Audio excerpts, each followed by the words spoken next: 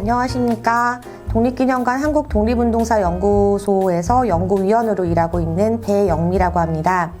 이번 시간에는 관동대지진 조선인 학살과 식민주의라는 큰 주제를 가지고 대략 100년 전에 동경에서 어떤 일이 벌어졌고 왜 벌어졌고 그것이 지금 현재 100년이 지나려고 하고 있는데요. 오늘날 우리에게 무엇을 생각하게 하고 있는지를 함께 고민해보는 시간을 가지고자 합니다.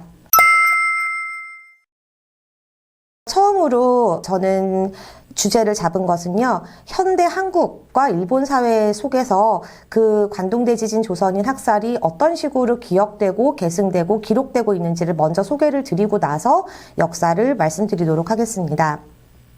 우선 한국 속에서 관동대지진 조선의 학살이 어떤 식으로 다루어지고 있는지를 먼저 말씀드리겠습니다. 처음으로 관련 연구를 먼저 말씀드리겠는데요. 한국의 연구는 나중에 말씀드릴 일본의 연구에 비해서 한참 늦었습니다. 아무래도 학살의 배경이 일본이었고 그 피해를 고스란히 안고 지금도 그 트라우마를 가지고 살아가고 있는 제일조선인이 존재가 있기 때문에 일본에서 훨씬 더 먼저 연구가 되었고 활동도 그러하고요. 더 다양한 활동들이 전개되고 있는데 그에 비해서 한국은 많이 늦었습니다.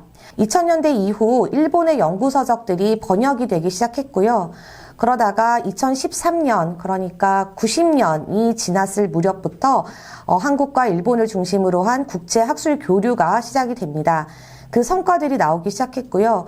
그리고 최근 들어서야 처음으로 독자적인 연구 성과가 서적으로 출간되었고, 그리고 그런 책뿐만이 아니라 단독 학술 논문으로는 역사뿐만이 아니라 문학, 미술, 언론 등 다양한 인적 분야와의 접목을 꾀하는 연구들이 지금은 활발히 진행 중에 있습니다.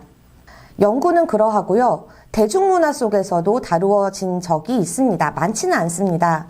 제일 먼저 대중문화 속에서 드러나는 관동대지진 조선인 학살이라고 하면은요, 80년대에 두 편의 연극이 제작되어서 상연된 바가 있습니다. 김의경이라고 하는 극작가가 계셨는데요. 그분께서 1984년, 85년 연달아 식민지에서 온 아나키스트 그리고 잃어버린 역사를 찾아서라는 이름의 제목의 이 희곡을 쓰시고 그리고 연극을 작품에 올렸습니다. 이 김의경이라는 극작가는 단순히 작품을 쓰고 그 연극을 연출했을 뿐만이 아니라 스스로 일본에 있던, 나중에 소개하겠습니다만, 오춘공이라고 하는 제일조선인 영화감독과 직접 교류도 했고요. 그리고 조선인 희생자의 추도식이 열리고 있었던 일본의 한 절에 종루를 만들어서 선사하는 그런 모금운동을 전개를 했고 실제로 85년에는 종루를 짓기도 하셨습니다. 그리고 또 하나 2008년에는 물의 노래라는 제목의 연극이 상연된 바가 있습니다. 근데 이 세 편의 연극의 공통점은요, 대부분의 주인공이 이 역사를 굉장히 반성하고 참회하는 일본인, 그리고 당시에 위험을 무릅쓰고 조선인을 보호했던 이른바 양심적인 일본인들이 주체가 되면서 정작 주체가 되었어야 할 그때 희생되었던 조선인이라던가 아니면 조선인의 후체험 세대 또는 한국인들에 대해서 진지하게 다루어지지는 않았습니다. 그러다가 많이들 아실 것 같습니다. 2017년에 영화 박열이 상영이 되었습니다.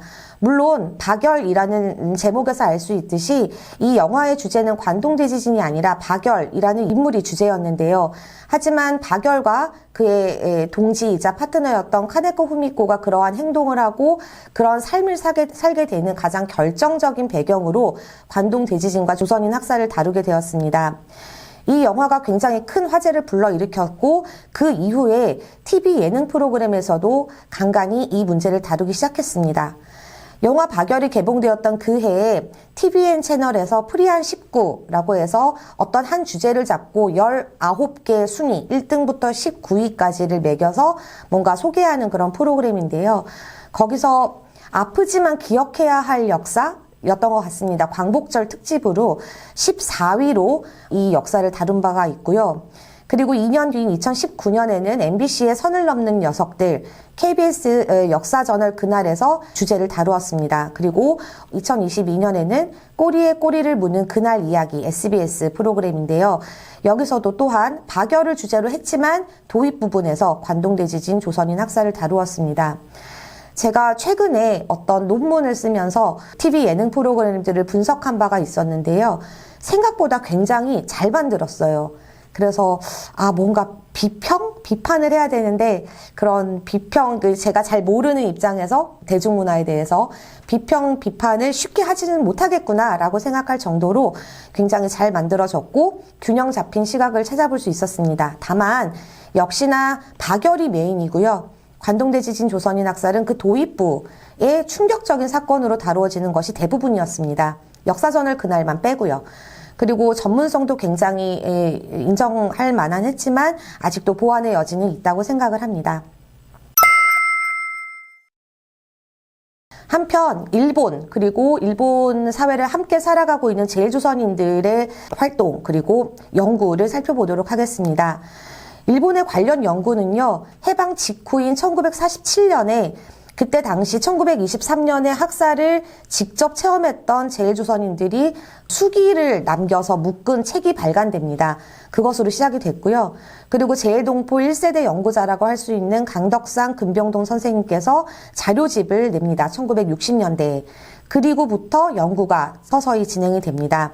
그래서 처음에 제일조선인 연구자로 시작되었던 관련 연구가 시간이 지나면서 야마다 쇼지 선생님이라고 하는 일본인 대표적인 연구자, 그리고 지금 현재 왕성한 활동을 하고 있는 다나카 마사타카 선생님의 연구가 진행되고 있고, 이런 학술적인 연구나 자료집, 증언, 기록뿐만이 아니라 르포, 그리고 다양한 기록들을 모아서 자료집 형식으로 나오는, 예전에는 체험과 수기를 다루었던 자료집이라고 한다면, 그리고 관원 자료나 신문 기사나, 이번에는 정말 개인적인 일기라던가 아니면 학생들의 감상문이라던가, 이러한 예전에는 크게 주목받지 못했던 정말 작은 자료지만 모아놓으면 굉장히 소중한 그런 것들이 나오고 있습니다. 그리고 아까 한국의 연극을 말씀드릴 때 잠깐 언급을 했었는데요. 제일조선인 감독, 영화 감독이고 주로 다큐멘터리를 찍습니다. 오충공 감독님이 1983년과 86년에 두 편의 작품을 제작을 했습니다. 83년의 작품은 숨겨진 손톱 자국, 86년의 작품은 불화된 조선인입니다. 이 두 개 모두 관동대 지진 조선인 학살을 정면으로 다룬 다큐멘터리 작품으로 한국에서 많은 분들이 보지는 못했습니다만 2010년대 중반 이후에 다양한 시민단체들이 이런 자주상영 운동을 하면서 조금씩 알려지고 있는 현실입니다. 이렇게 말씀드리면 일본은 굉장히 해방 직후부터 이른 시기부터 연구도 됐고 많은 이 연구나 자료가 축적되었고, 한국도 늦었지만 지금은 또 다양하게 전개되고 있고 굉장히 해피엔딩으로 끝날 수 있으면 참 좋겠습니다만, 한편으로는 역사 왜곡, 역사 부정이 타깃이 되기도 합니다. 제일 유명한 거는 한국 사회를 들끓게 했던 램지어 교수가 있잖아요. 근데 대부분 일본군 위안부 피해자 문제에 대해서 많이 집중적으로 다루어졌는데, 이 사람의 논문 중에 관동대 지진의 조선인 학살을 다루면서 그 책임이 일부 조선인에게도 있다, 일본인의 학살에는 일정 정도 정당성이 있다라는 논문을 쓰면서 많은 문제를 불러일으켰고, 그리고 일본에서는 이미 2009년, 2013년에 조선인 학살의 진실, 조선인 학살은 없었다라는 것을 아예 제목에 단 정면으로 부정하고 그거를 폄훼하는 연구서가 나오고 있습니다. 이런 상황에서 2023년은 1923년 9월에 일어났던 관동대 지진 조선인 학살로부터 정확하게 100년을 맞이하는 해입니다. 100년이나 지났음에도 불구하고 우리는 왜 이 역사를 알아야 하고 다시 한번 환기시키고 상기시켜야 하는지를 간단히 그 현재적 의미를 같이 이야기하고자 합니다. 일본에서는 지금도 큰 지진이나 집중호우 등과 같은 대형 자연재해가 벌어질 때마다 제일 조선인들을 타깃으로 한 악성 유언비어가, 옛날처럼 막 사람들이 죽이고 이러진 않습니다만, 그러한 악성 유언비어가 이번에는 SNS를 통해서 인터넷으로 급속도로 확대되는 그러한 현상이 지금도 벌어지고 있습니다. 예를 들어서 우물에 독을 탔다, 라는 것들이 트위터에 공공연하게 퍼졌습니다. 그러니까 제가 이걸 처음 봤을 때 아니 우물이 없잖아요. 2020년대에. 그런데도 불구하고 이런 것들을 쓰는 사람이 있고 어머 그렇단 말이지 라고 퍼나르는 사람들이 있다는 거에 대해서 그들은 장난일지 모르겠지만 이 트윗을 볼 수밖에 없는 지금 현재 일본 사회를 살아가고 있는 제일조선인들의 입장이 되어 생각을 해보면 굉장히 공포스러울 것 같아요. 라던가 시체에서 금품을 훔쳐갔다. 뭐 도둑질을 한다. 이 자연재해 때는 어쨌거나 위험하니까 제일조선인들을 일단 격리시켜라. 조선인 폭동에 조심하라 라는 것들이 인터넷상에서 유포되고 있습니다.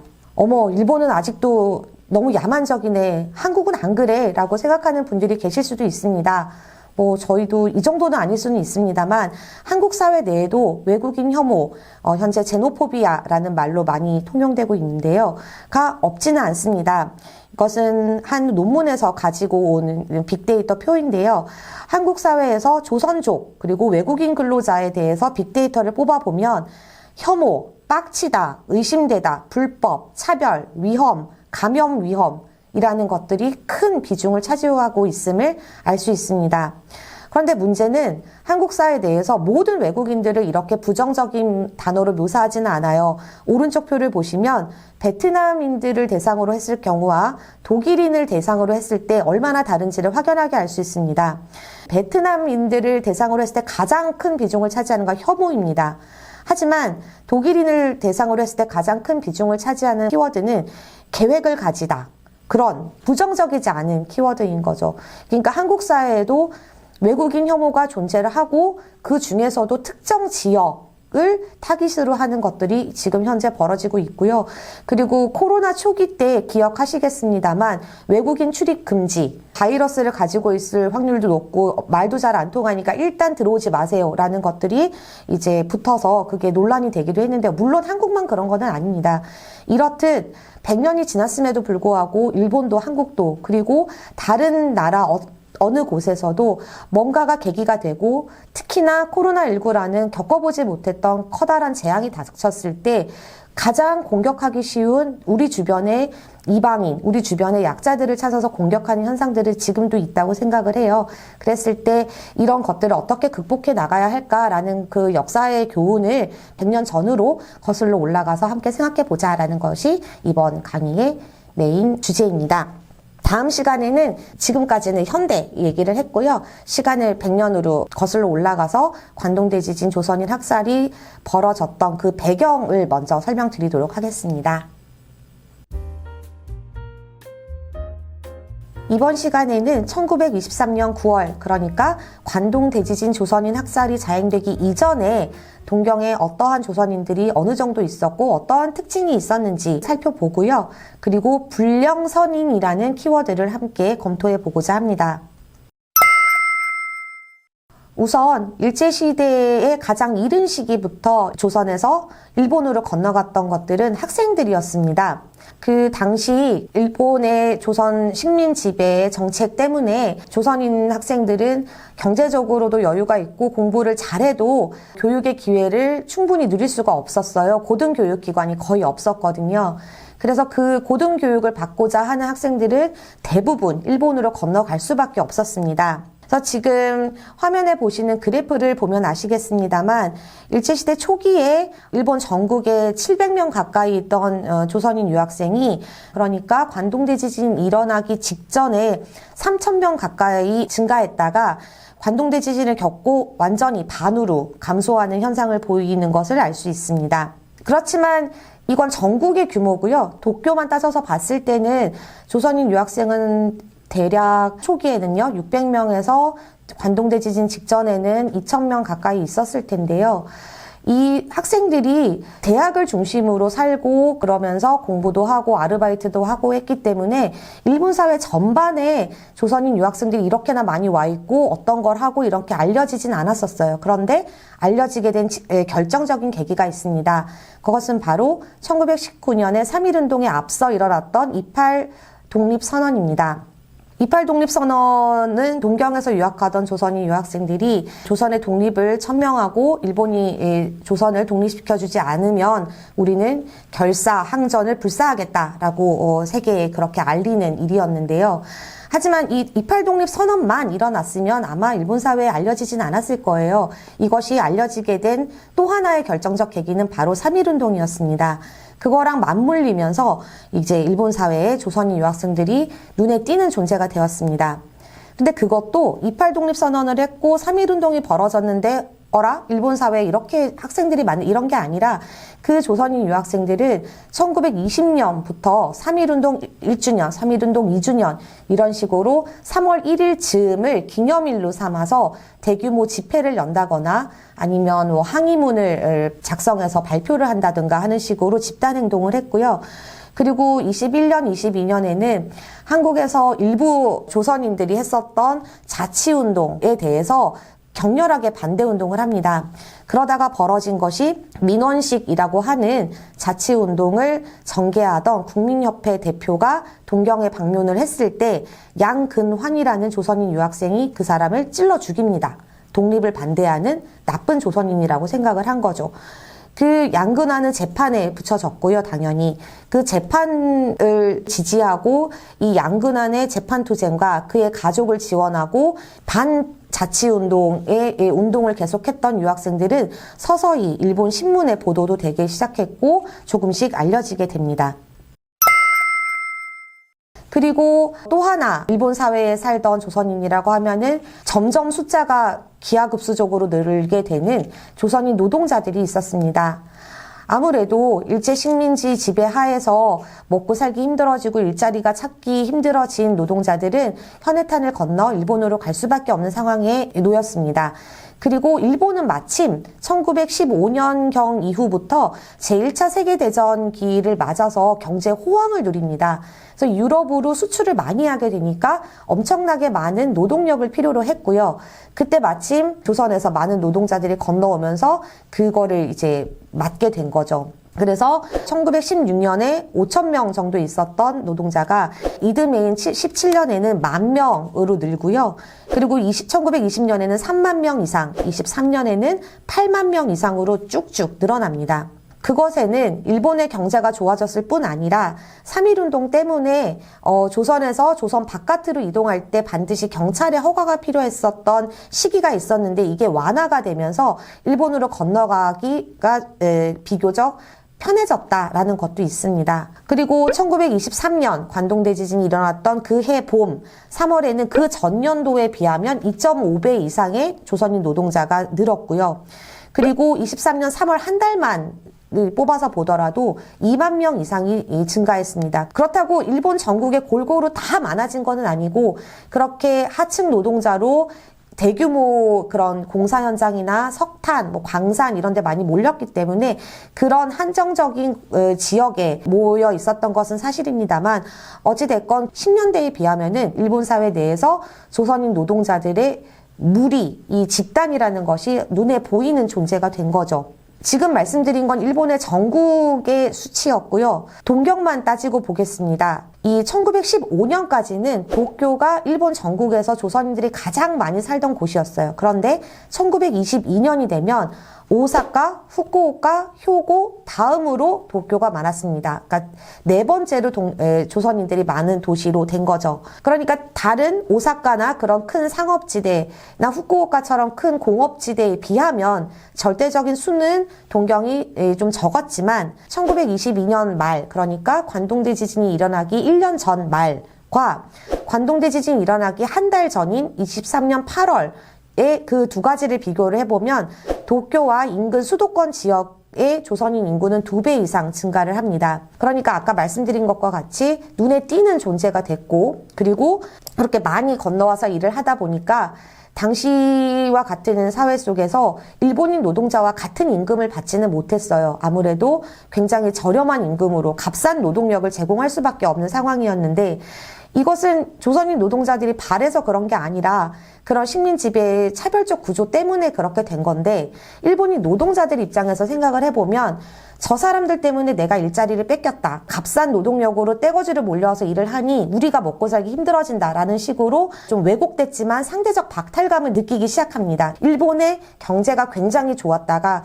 그게 점점점 좀 나빠지면서, 그런데 상대적으로 조선인 노동자가 그렇다고 줄지는 않으니 먹고 살기 힘들어진 일본의 노동자들은 그렇게 생각하게 된 거죠. 그래서 건너온 도쿄에서 일하던 조선인 노동자들은 제일 많이 일을 했던 거는 직공, 그리고 인부, 피고용인, 그리고 배달원, 그러니까 굉장히 하층 노동을 담당을 했습니다. 그리고 나중에 소개를 해드리겠습니다만, 도쿄에서 이제 학살이 자행된 곳은 한 군데가 아닙니다. 여러 곳인데요. 그 중에서도 대표적인 곳이 아라카와라는 이름의 강변에서 학살이 자행이 되었는데, 그 배경 중에 하나가 아라카와라는 강 부근에는 방적, 제분, 기계, 철강, 화학 등을 다루는 대규모 공장과 유리, 염색, 주물, 고무 등을 다루는 중소규모의 공장이 밀집되어 있었기 때문에 거기에 많은 조선인 노동자들이 모여서 살아가면서 일을 했고, 그러한 배경에서 학살이 일어났다는 것을 염두에 두고 계시면 나중에 도움이 될 것 같습니다. 이렇게 되면서 학생들도 늘고 조선인 노동자들도 늘고, 근데 아까 말씀드렸다시피 특히나 노동자들에 대해서는 눈의 가시처럼 여겼어요. 일본인 노동자들이.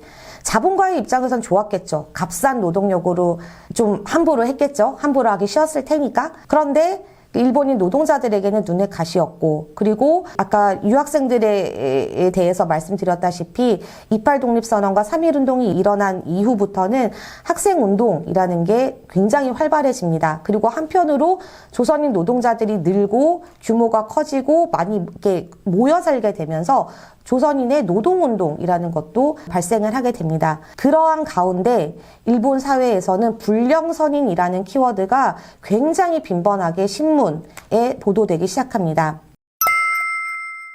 지금 이 그래프를 보시면 1919년, 20년을 피크로 조금 줄기는 합니다만 굉장히 거의 안 쓰고 있던 단어가 19년, 20년, 23년까지 굉장히 많이 쓰이고 있음을 볼 수 있는데요. 그리고 이 일본의 신문 기사입니다. 왼쪽의 신문은 3.1운동을 보도하는 신문 기사고요. 오른쪽의 기사는 여운형의 독립운동을 다루는 기사입니다. 그 3.1운동을 다루는 기사에서는 조선 각지의 폭동이라는 것이 보일 테고요. 오른쪽에 여운형을 다루는 신문 기사에서는 불령선인이 독립 음모를 했다라는 것을 볼 수 있겠습니다. 이 불령선인이라는 거는, 불령이라는 거는 단순한 사전적 의미는 불온하고 불량하다 정도입니다. 하지만 이것이 당시의 시대적 상황과 맞물리고 뒤에 선인, 그러니까 조선인의 조자도 빼버린 거죠. 불령에 조선인을 붙이면서 파생되는 이미지는 불량 불온 정도가 아닙니다. 당시의 일본 정부는 불과 몇 년 전에 러시아 혁명이라는 굉장히 세계사적인 큰 일을 겪었고, 일본 정부가 겪은 건 아닙니다만 그렇게 겪었고, 조선에서는 정말 상상치도 못했던 전국적, 그리고 해외에 있던 조선인들까지 들고 일어났던 3.1운동을 경험하게 됩니다. 그리고 당시는 조선뿐만이 아니라 러시아 혁명이 말해주듯 세계 각지에서 노동운동이나 민중운동이 굉장히 활발하게 전개되던 시절이에요. 그리고 나중에 말씀드리겠지만 이 관동대 지진이 일어났던 1년 전 1922년에 나카츠카와 사건이라는 사건이 벌어지는데요. 그 사건을 계기로 조금씩 싹을 틔우고 있던 조선인 노동자들의 노동운동, 노동자들의 조직화가 급속도로 진행이 됐고, 일본인 노동운동가들과의 연대도 시작되게 됩니다. 이러한 것들을 일본 정부의 입장에서는 제2의 3.1운동 또는 조선이나 일본 판-러시아 혁명 또는 한일 노동자들이 연대하여 그런 러시아 혁명과 비슷한 혁명을 일으키지는 않을까라는 것을 두려워하게 됩니다. 그리고 또 한편으로는 다들 아시겠지만 한국이 일본의 식민지가 되기 이전에 이미 청일전쟁, 러일전쟁을 겪으면서 이제 식민지배의 그 발판을 만들지 않습니까? 그래서 청일전쟁 이후에 러일전쟁, 그리고 시베리아 출병, 그리고 중국에 대한 여러 가지 간섭들 보고 있으면 일본이 한반도를 비롯해서 아시아에 침략해서 들어가고 한국과 타이완을 식민지배로 하면서 조선인을 비롯한 그런 중국인이라든가 아시아인에 대한 차별과 증오가 계속 축적되고 있습니다. 그리고 하나의 그 우월감에 그 반증이기도 하겠지요. 하지만 그럼에도 불구하고 한국에서는 독립운동이라는 것이 끊이지 않고 계속 벌어지니 이 독립운동에 대한 경계심, 그리고 그 독립운동을 할지도 모른다는 조선인에 대한 편견과 멸시, 그리고 그 반대급부로 불안한 거예요. 또 벌어질까봐. 제2의 3.1운동이 벌어지면 어떡할까라는 불안과 공포, 걱정, 그리고 적개감, 이런 것들이 다 포함된 단어가 불령선인입니다. 단순히 불량하고 불온한 것이 아니라 진짜 3.1운동처럼 들고 일어나지 않더라도 그러한 생각을 가지고 언제 어떠한 계기가 나타나면은 그렇게 할 수도 있다라는 생각으로 조선인 전체를 그렇게 보기 시작하는 거죠. 거기에 일본 민중들, 특히 남성들이 왜곡된 젠더 규범을 가지기 시작합니다. 레이피스트 신화라고도 하는데요. 조선인들이 일본인 여성을 강간한다 또는 할지도 모른다, 한다고 한다 라는 것을 전제로 조선인 남성 노동자들을 강간범으로 규정을 하고, 그러니까 일본인 남성인 우리들은 우리 자국민이 일본인 여성들을 지켜야 한다. 그러니 저들을 죽이거나 저들을 막아내야 된다라는 생각들을 하게 됩니다. 그리고 이러한 행동들은 우리 마을과 우리 국가, 즉 일본에 우리가 기여를 하는 거다라는 굉장히 왜곡되고 비틀린 자긍심을 가지게 되면서 결국 조선인은 죽여도 좋은 존재, 어차피 말 안 듣는 불령선인인데다가 일본인 여성을 강간할지도 모르고 이런 사람들을 사전에 처단을 하는 게 일본에 도움이 된다라는 자긍심까지 장착을 해버리면은 죽여도 되는 존재이게 되는 거죠. 그리고 일본이 식민지배 과정에서 이미 많은 조선인들을 죽였잖아요. 의병 때도 그랬고 3.1운동 때도 그랬고, 그러하니 죽여도 되는 존재라고 생각을 일본의 많은 그냥 민중들이 생각을 하게 된 것입니다. 그래서 이거를 대담한 말로 좀 간단하게 말을 하자면 식민주의가 결국은 관동대지진 때 조선인 학살을 만들어냈다라고 생각할 수 있습니다. 그리고 이거는 관동대지진 때의 신문 기사입니다. 불령선인이라는 단어가 어떠한 단어와 연계되어서 신문 기사에 등장하는지 보면은 한눈에 알 수 있으실 텐데요. 폭동, 조선인 때문에 군대가 전멸할 위기에 놓인대요. 어느 나라의 군대가 이 정도 가지고 전멸할 위기에 놓이겠습니까? 말도 안 되는 거짓임에도 불구하고 버젓이 신문지상에 기사로 실리는 거죠. 방화, 음모, 전투, 독약살포, 강간, 약탈, 살인, 탈옥. 그 이전부터 있었던 불령선인 이미지에다가 그 이전에는 신문지상에 나오는 것들에 그냥 이런가 보다라고 생각했던 것들이 지진 때에 급속도로 확산된 그것이 사람의 입에서 입으로, 나중에 설명하겠지만 거기다가 일본 정부, 군대나 경찰이 공신력까지 더해주면서 이거는 학살로 이어졌다고 생각을 합니다. 그래서 이렇게 해서 굉장히 간단하게 살펴봤지만 관동대지진이 일어났던 1923년 9월 이전에 일본 사회의 조선인에 대해서 살펴봤고요. 다음 시간에는 아까 나카츠카와 사건이 있었습니다. 1년 전에 라고 잠시 말씀을 드렸는데 그 사건이 어떤 것인지를 조금 더 들여다보도록 하겠습니다. 네, 이번 시간에는 관동대지진 1년 전에 일어났던 1922년의 나카츠카와 조선인 노동자 학살 사건에 대해서 알아보도록 하겠습니다. 지금 화면에 보이실 것 같은데요. 이거는 그 사건을 다룬 일본의 신문입니다. 표제를 보시면 시나노가와라는 강 이름인데요. 시나노가와에 둥둥 떠내려오는 조선인의 학살 시체, 그리고 작은 제목들을 보시면 도망가면은 때려 죽이고, 그리고 그 사체가 산속에서 부패되고 있다. 그리고 또 다른 표제를 보시면 사람 몸에 큰 돌을 달아서 절벽에서 밀어서 떨어뜨려서 죽였다. 이런 무시무시한 내용이 담겨져 있습니다. 그리고 이거는 동아일보 한국의 신문입니다. 아까 보신 일본의 신문이 7월 말이고 바로 사흘 뒤인가요? 동아일보에 일본에서 조선인 대학살, 보라 이 잔인무도한 창극을, 그러니까 이 조선인과 학살이 이 세트로 신문지상에 오르기 시작한 아마 첫 번째가 아닐까라는 생각이 드는데요. 도대체 무슨 사건인지 간단히 살펴보겠습니다. 이 사건은 1922년 일본의 니가타현이라는 곳에 나카츠카와 강 이름입니다. 상류에 8개년 계획으로 건설 중이었던 수력발전소 공사 현장에서 이 조선인 노동자들이 약 600여 명이 일하고 있었습니다. 그런데 굉장히 힘든 중노동과 폭력 등으로 인해서 적어도 12명이 아까 신문지상에서 봤듯이 학살되었다라는 사건입니다. 근데 실제로는 학살이라는 직접적 증거는 찾지 못했고요. 학대치사 또는 중상이라고 실제로는 그렇습니다. 이렇게 학살이라는 단어를 일본 신문이 쓸 수밖에 없었던 배경에는 굉장히 중노동이고 힘든 작업을 했고 폭력적인 노동 환경이 있었고 뿐만이 아니라 민족차별과 이때도 유언비어가 있었습니다. 이 조선인 노동자들은요, 이미 일본에 건너와서 이 동네 말고 다른 지역에서 일을 하다가 여기서 8개년 계획이니까 굉장히 장기적으로 큰 규모의 공사장이잖아요. 그러니까 그 소식을 듣고 모여들기도 했었고, 이 회사가 직접 조선으로 건너가서 노동자들을 모집해서 계약을 맺고 데리고 오기도 했습니다.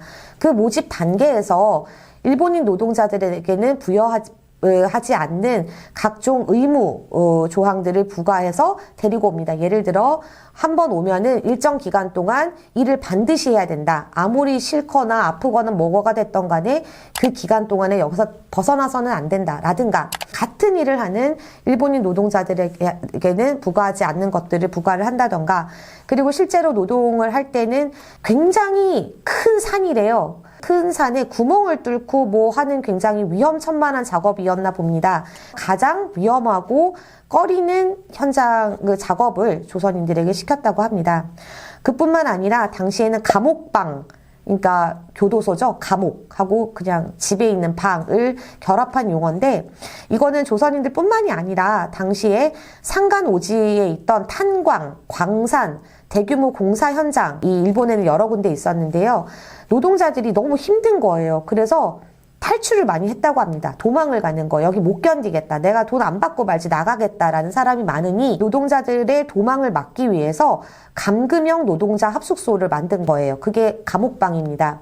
일본인 노동자도 마찬가지긴 합니다만, 일 끝나고 이제 들어가서 쉬면은 군대 내무반처럼 작은 공간에 많은 사람들이 기거했는데 밖에서 문을 잠급니다. 다음날 아침이 될 때까지요. 문을 열어주기 전까지는 나갈 수가 없는 그런 곳에서 기거를 했고, 그리고 특히나 조선인 노동자들은 도망을 막아야 된다라는 생각을 한 회사가 폭력적 감시 체제를 도입해서 결사대라는 이름의 뭐라고 해야 되지? 도망간 노동자 체포조를 만들어서 도망을 가려고 하는 그런 낌새가 보이는 사람들을 잡아다가 아주 잔인한 린치를 한다거나 했는데요. 이 결사대는 회사가 만든 조직이지만 그들뿐만이 아니라 회사와 결탁한 현지 경찰조차도 여기에 협조를 했습니다. 심지어 이 조선인에 대해서 좀 알고 조선말을 좀 하는 순사, 당시 말단 경찰들을 일부러 고용을 합니다. 근데 이 사람들은 3.1운동이나 그 전에 조선에서 헌병이나 경찰로 일한 적이 있는 경험을 갖고 나는 좀 해봤어. 조선인 좀 잡아봤지 하는 경험을 가지는 일본인 순사들을 일부러 고용을 한 거예요. 그 사람들과 회사가 조직한 결사대, 체포조가 같이 협조를 해서 정말 도망가지 못하도록 하고, 도망을 가면 데리고 잡아와서 굉장히 심한 폭력을 가하거나 그러다가 죽기도 하고 그랬습니다. 이러한 것들은 동아일보에서 특파원을 보내서 거기 현지 조사를 하면서 드러난 사실인데요. 또 한편으로는 지금 화면에 보이시겠지만 당시 경성일보라는 신문이 있었습니다. 조선총독부의 어용신문 일본어 버전의 신문입니다. 매일신보와 자매판이라고 보시면 될 텐데요. 여기서도 워낙에 이게 일본 신문에 실리고 대서특필되니까 그 경성일보에서도 현지 특파원을 보냅니다. 그래서 너 가서 좀 조사해서 이게 어떻게 된 일인지 알아와라. 그런데 이 특파원의 그 현지에 보낸 목적은 분명합니다. 그 목적이라는 거는 학살은 없었다라는 것과 내선 융화, 여기서 말하는 내는 일본, 선은 조선, 일본과 조선은 사이좋게 융화롭게 잘 지내고 있다는 그런 슬로건을 당시 조선총독부가 내걸고 있었는데, 이런 학살 어쩌고 하는 것들이 막 회자가 되면 방해가 되니까 그 방해 요소를 제거하고 학살을 부정하는 그런 자료, 그런 취재를 해와라 라고 하면서 파견을 보낸 거죠. 그래서 경성일보에서 보낸 특파원은 일본 사람이었고요.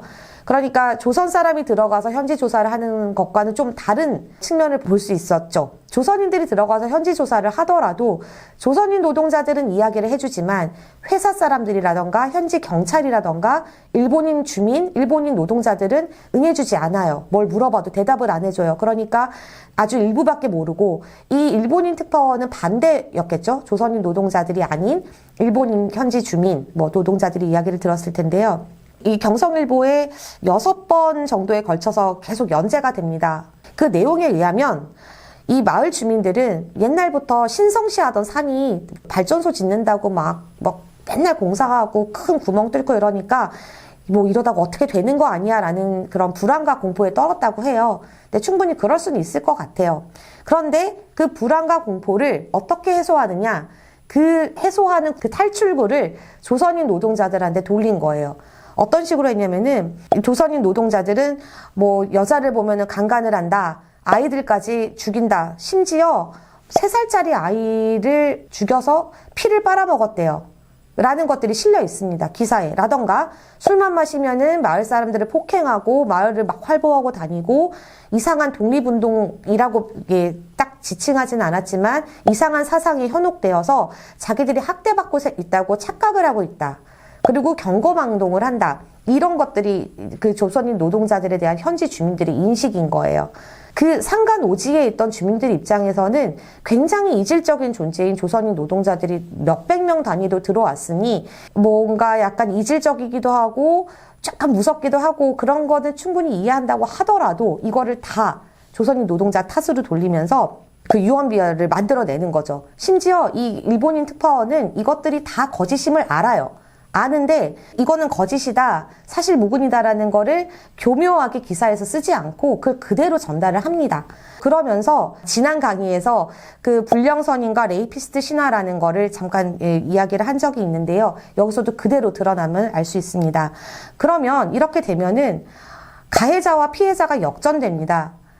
이질적인 존재인 조선인 노동자들이 들어와서 강간을 해요, 죽여요, 막 고성방가에 음주 막 이러고 폭행해요 하는 거는 가해자고, 그것 때문에 무서워하고 여자들이 혼자 걷지도 못하고 하는 현지 주민들이 피해자가 돼버리는 거예요. 근데 물론 그렇다고 이 사건 때 일반 주민들이 조선인 노동자를 직접 죽이지는 않습니다만 어쨌거나 큰 구조상으로 봤을 때 가해자와 피해자가 역전된 거는 맞고, 이러면서 마을 주민들, 남성들이 내가 조선인 누구누구를 몇 명 죽였잖아 라는 거짓말을 하고 다닌다. 그러면서 허세를 부린다? 그래서 나쁜 조선인들에게 내가 보복을 했다, 복수를 했다 라면서 기뻐하고, 또 마을 주민들은 거짓임을 알고 있었음에도 불구하고 칭송을 하고, 이런 것들이 옆마을 인근 지역에까지 퍼졌다고 합니다. 이렇게까지 되니까 조선인들은 잠시 말씀드렸던 것처럼 동경하고 서울에 있던 조선인들이 같이 연계를 해서 현지 조사를 하지만 방해로 제대로 조사는 하지 못했고, 그래도 조사한 것을 결과를 보고하는 보고 집회를 가진다던가 했습니다. 그래서 일본의 당국도 이렇게까지 문제가 커지니까 알겠다, 노동 착취와 열악한 노동 환경은 어떻게 개선을 해보겠다. 하지만 학살은 사실 무근이다, 그런 일은 없었다라고 합니다. 그래서 이 조선인들이 들어가서 현지 조사를 했던 거를 같이 공유하는 집회를 열었더니 3천여 명이 모였다고 해요. 도쿄에서 열었더니. 그 3천여 명은 조선에 있는 학생과 노동자가 다 모여도 3천 명이 안 돼요. 라는 건 그 문제에 관심을 가진 일본인 노동자 또는 사회운동가, 후세타 츠지와 같은 그런 인권 문제에 관심 있는 변호사들까지 다 모였다는 이야기인 거거든요. 실제로 기록도 남아 있고요.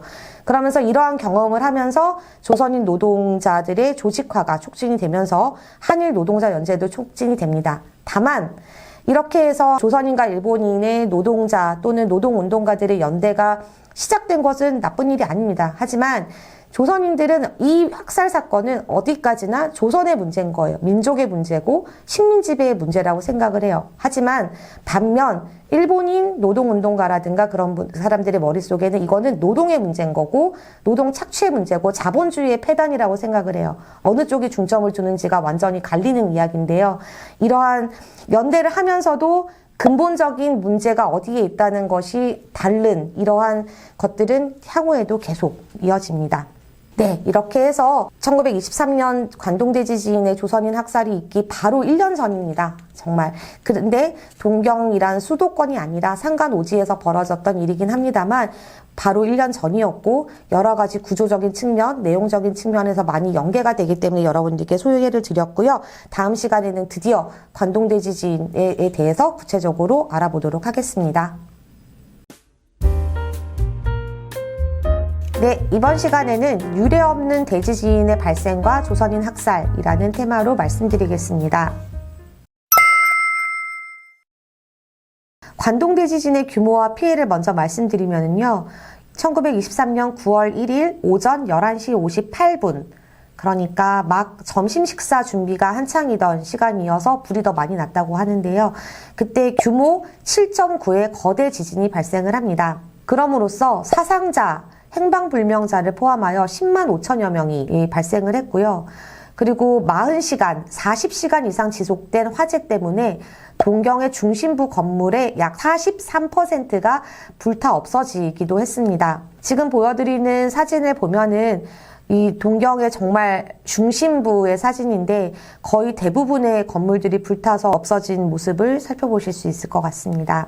그리고 이런 피해 상황은 정말 다양한 에피소드가 있는데요. 그 중에 육군 피복창, 그러니까 육군의 군복을 만들던 공장이 크게 있다가 다른 곳으로 이사를 가면서 큰 부지가 공터로 비어 있었던 곳이 있었다고 합니다. 그러니까 불이 나고 막 이러니까 사람들이 일단 넓은 부지를 찾아서 그 공장 터로 모여들었고요. 그랬는데 바깥에서 바람을 타고 날아들어온 굉장히 작은 불씨 하나가 여기에 옮겨 붙으면서 그 수만 명의 피난민들이 모여있던 곳에서 화재 때문에 3만 7천여 명이 사망했고요. 부상자와 행방불명자까지 포함하면 4만여 명이 넘는다고 합니다. 그러니까 어마어마한 재난이었던 거죠. 그건 맞는 것 같습니다. 그래서 지금 좀 어떻게 생각하면은 보기 좀 불쾌한 사진, 보기 좀 무서운 사진일 수도 있습니다만 제가 지금 말씀드린 바로 그 자리에서 화재로 인해서 돌아가신 분들의 뼈 조각이죠. 유골들을 모아서 이렇게 안치해 놓은 사진을 보시면 그 규모가 어느 정도인지 숫자로 들으시는 것보다 조금 더 와닿지 않을까라고 생각합니다. 그래서 그 아픈 끔찍한 그런 재앙을 그래도 기리고자 그 군복 제조 공장 터가 지금은 공원으로도 조성이 되어 있고요. 그 안에 지진 희생자들을 기리는 위령당, 그리고 또 한편에는 그럼에도 불구하고 우리의 제국 일본은 열심히 노력하여 지금과 같은 화려한 동경을 다시 재건했다라는 것을 자랑하기 위한 부흥 기념관 2개가 들어서 있습니다. 그런데 이렇게 9월 1일 지진 발생 당일부터 조선인들에 대한 악성 유언비어가 생성이 됩니다. 근데 솔직히 말해서 이 유언비어를 언제, 어디서, 누가, 왜 최초로 만들었는지는 아직은 알 수가 없습니다. 많은 연구자들, 선배 연구자님들께서 연구를 하셨지만 그걸 밝혀내는 건 쉽지 않을 것 같아요. 그리고 지난 시간에 말씀드린 것처럼 이미 그 이전에 있어 왔던 게 거대 지진과 아까 말씀드린 것 같은 정말 끔찍한 피해를 눈앞에 목격했을 때 그게 급속도로 번졌다고 생각을 하는데요. 그래서 최초 만든 자는 확인을 할 수가 없지만 이게 왜 그런 대규모 학살로 이어질 수밖에 없었는지는 알 수 있습니다.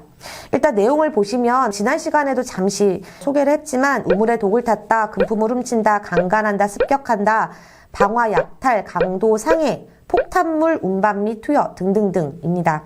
그런데 지금으로 치면 진보적 지식인의 대표적인 인물로 요시노 사쿠조라는 사람이 있었습니다. 그 사람이 그 지진이 있었던 해 11월에 중앙공론이라는 잡지에 이런 글을 썼는데요. 일부입니다. 책임 있는 땡땡이, 아마도 관청일 것 같습니다. 이런 유언비어를 전파하고 또 믿도록 하는 데 애썼다는 사실은 의심의 여지가 없는 듯하다. 어쨌든 간에 민중은 땡땡땡 경찰관이 하는 이야기니까 이건 거짓말이 아니겠다라고 적어도 그 순간적으로는 믿을 수밖에 없었고, 경찰이 얘기하잖아요. 동네 아줌마가 아니라. 그러니까 믿을 수밖에 없었고 조선인들이 조직적 폭행을 하면서 일본인들이 습격한다라는 것을 믿었다는 것은 명백한 사실이다 라는 글을 불과 2달 후에 이렇게 실었습니다. 그렇다고 한다면 일본의 행정기관 또는 경찰이 알리고 다녔다는 거거든요. 그런데 이 정도의 사료를 가지고 일본 정부의 책임이라고 하진 않겠죠.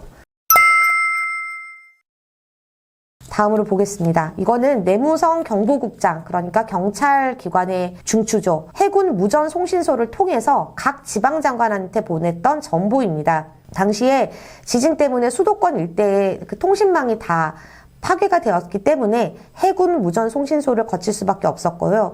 그러니까 지금으로 치면 경찰청의 수뇌부가 각 도지사한테 전보를 보낸 거예요. 9월 3일에.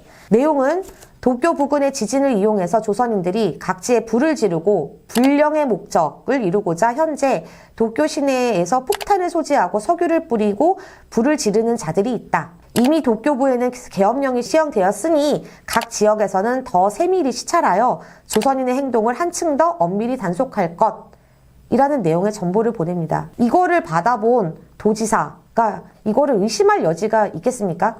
경찰청에서 보내는데 이것뿐만도 아닙니다. 아까는 도지사로 보낸 거고 이번에는 각 지역의 경찰서로 정보를 보냅니다. 이것도 내용은 마찬가지입니다. 광폭한 행동에 나서는 자가 있다. 단속을 엄중히 해라. 이런 식으로 경찰이라는 공권력의 공신력까지 얻은 거죠. 유언비어가. 누가 만들었는지는 모르겠지만 9월 2일, 9월 3일 그러니까 지진 발생 다음날, 다다음날 이런 정보로 쫙 뿌리면서 유언비어는 공신력까지 얻어서 이렇게 확산이 된 거고요. 이 이후 아까 지금 말씀드린 것 같이 경찰서로 정보가 보내지니 각 경찰서에서는 이 정보를 받고 난 뒤에 경찰관들이 오토바이를 타고 혹은 자전거를 타고 동네를 막 다니면서 외쳤다고 해요. 조선인을 조심해라. 여자들을 밖에 다니지 마라. 위험하다. 라고 외치고 다니거나 전단지를 붙입니다. 그러면 동네 아저씨가 아니라 경찰 제복을 입은 사람이 이렇게 외치고 다니고 종이를 붙이는데 누가 어떻게 안 믿겠습니까? 그리고 이거는 심지어 자경단이라 그 민간 조직이죠. 조선인 학살의 주체 중에 하나입니다. 자경단이었던 사람이 나중에 시간이 좀 지난 다음에라고 하더라도 한 2달 정도 지난 23년 10월 말에 한 신문에 투고를 합니다. 자경단이었어요. 본인은. 그런데 자기는 물어보는 거예요. 경찰서장한테 내가 묻겠다. 당신이 9월 2일 밤, 그러니까 지진 발생 다음날 밤에 땡땡이 습격해 온다는 정보, 이 땡땡이라는 거는 아마 조선 사람이겠죠?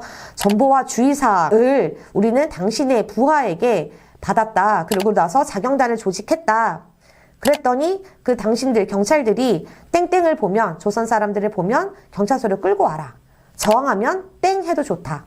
땡이 뭐겠습니까? 죽여도 좋다라고 친절하게도 우리한테 설명하지 않았냐라는 자경단이 경찰서장한테 따져 묻습니다. 그래놓고 왜 우리한테 뭐라고 하냐라는 그런 내용인 거죠. 이렇게 보면은 일단 그 유언비어의 확산, 전파 그리고 공신력을 실어준 경찰의 책임, 그러니까 일본 정부의 책임은 뭐 이거는 의심의 여지가 없다고 할 수 있겠습니다. 그리고 한편 계엄령이 선포되었습니다. 아까 잠시 말이 나왔는데요. 역사저널 그날이라는 KBS 교양 프로그램의 카드뉴스에서 잠시 가지고 왔습니다. 9월 2일 도쿄에서 시작하여 3일, 4일에 걸쳐서 점점 그 주변 지역으로 확대됩니다. 계엄령을 선포한다는 거는 전쟁이나 큰 사변이 일어났을 그런 국가 비상사태 때 행정권과 사법권을 군에 이관을 하겠다는 것을 뜻하거든요. 그 근거로 삼은 게 조선인 폭동이에요. 그러니까 일본 정부는 근거 없는 조선인 폭동설을 근거로 계엄령을 선포한 셈이죠. 그런데 생각을 해보면 말 안 듣는 조선인들을 있으면 경찰서를 끌고 와라. 저항하면 죽여도 좋다. 그런데 조선 사람인지 아닌지 어떻게 알았을까요? 당시에 조선인 식별법이라는 게 경찰 자료에 있었습니다.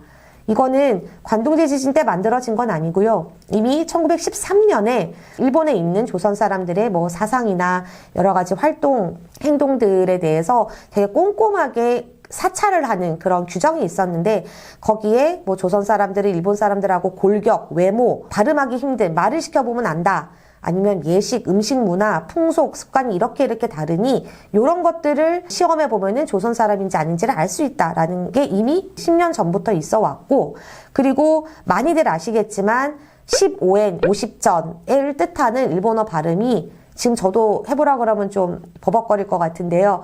한국어 네이티브자들에겐 깨끗하고 유창하게 발음하기 힘듭니다. 그런 걸 시켜본다던가 아니면 역대 천황의 이름을 줄줄이 대보라고 한다든가 아니면 우리 옛날에 있었던 국민교육헌장과 비슷한 교육칙어가 있었는데 그걸 외우라고 시켰대요. 우리가 예전에 외웠듯이 그거를 외우라고 시켜본다든가 이러한 방식들을 동원해서 아 조선 사람이구나 그러면 이제 끌고 간다던가 죽인다던가 했던 건데요. 그런 식으로 지나가는 사람 붙잡고 해봐 라고 시키는 것들은 경찰이 했을 수도 있지만 아까 잠깐 나왔지만 자경단원이 대부분 그 역할을 맡았습니다. 자경단은 제향군인의 그러니까 우리로 치면 대략 향토예비군 정도가 해당이 될 텐데 청년단에 일반 민중들이 합류해서 만들어진 단체인데요. 여기서 제향군인의 향토예비군이라는 거는 그 전에 군의 경험을 갖고 있는 사람들이 남성들인 거잖아요. 근데 그 사람들의 대부분이라고까지는 모르겠지만 많은 사람들이 우리 식민지 지배를 하는 과정에서 의병탄압이라든가 3.1운동이라든가 시베리아 출병이라든가 이러한 큰 범위에서 얘기할 수 있는 식민지 전쟁에 동원되었던 그 과정에서 조선인들을 잔인하게 탄압을 하거나 죽이거나 했던 경험이 실제로 있는 사람들이 많이 포함되어 있었다고 합니다. 그 사람들이 중심으로 되어서 자경단이 꾸려졌고 그 사람들이 검속을 해서 조선인들을 골라내어 죽이기도 했다는 거죠. 근데 이 자경단이 어떻게 구성이 되었냐라는 거는 마을 단위로 자발적으로 조직도 했지만 아예 경찰이 지시를 해서 꾸려라, 위험하다, 조선인들이 언제 쳐들어올지 모르니 만들어라는 지시가 있기도 했고요. 심지어는 무기를 내어주기도 했습니다. 총. 그 사람들이 무슨 죽창이라던가 칼이라던가 이런 거야 있을 수 있다고 하지만 총을 들고 쏘거나 설쳤다는 거는 이 총은 민간인들이 가질 수 없는 거잖아요. 무기를 대여하기도 했습니다. 이렇게 해서 관동대지진 때 조선인 학살이 단순히 너무 심한 지진 피해 때문에 혼란을 틈타고 너무 무섭고 동요된 일반 민중들이 유언비어에 현혹되어 우발적으로 충동적으로 저지른 것이 아니다라는 것을 좀 보여드리고 싶었습니다. 네, 그리고 다음 시간에는 좀 더 구체적인 사례를 통해서 조선인 학살이 어떠했는지를 살펴보도록 하겠습니다. 네, 이번 시간에는 도쿄 및 인근 지역의 조선인 학살의 구체적인 사례를 살펴보도록 하겠습니다. 지난 시간에 경찰이 유언비어의 확산 전파에 어떠한 역할을 했는지 전달을 해드렸는데요. 이번 시간에는 군대가 자주 등장할 겁니다. 우선 도쿄의 아라카와 요츠기바시라는 곳을 소개하겠습니다. 아라카와라는 이름의 강에 있는 요츠기바시라는 이름의 다리인데요. 그 부근에서 많은 조선인들이 희생이 되었습니다. 이런 사례들은 뭔가 좀 너무 리얼하긴 하지만 당시 그 광경을 목격했거나 살아남았거나 하는 분들의 증언을 발췌해서 그대로 전달해 드리는 게 제일 나을 것 같아서요. 준비를 해 보았습니다. 제일 먼저 당시에 어린 아이였던 것 같아요. 형과 나는 이라는 그 주어로 시작하는 것을 보았을 때 이 시노즈카라는 이름을 가진 한 일본인이 본인이 이제 나중에 이제 본인들이 회상을 하면서 그때 내가 본 광경은 이러했고 라는 문장과 그림으로 이거를 작성을 하여서 이 부근에서 희생된 조선인들의 유해를 발굴하고 진상을 규명하고 하는 조사와 추도 활동을 굉장히 오래 한 시민단체가 있습니다. 그 시민단체에게 제출한 그 자료가 왼쪽에 보시는 사진인데요. 그 문장을 일부 읽어보겠습니다. 형과 나는 다리를 건너다가 많은 사람들이 다리 밑을 쳐다보고 있길래 우리도 봤습니다. 그랬더니 거기에는 조선인 10명 이상, 그중엔 여성도 1명이 있었습니다. 군인들이 쏜 기관총에 맞아 죽었다는 것을 보고 놀랐습니다. 정확하게 나와 있죠. 군인들이 쏜 기관총.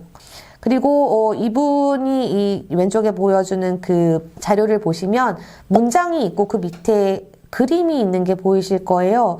아주 간단하게 사람이 이제 누워있는 형상처럼 이렇게 그 동그라미 쳐져 있고 한 그런 부분이 있는데요. 이거는 본인들이 이렇게 막 기관총으로 쏘아서 구멍을 파서 안매장을 했다라는 그 위치를 특정해 준 그 자료입니다.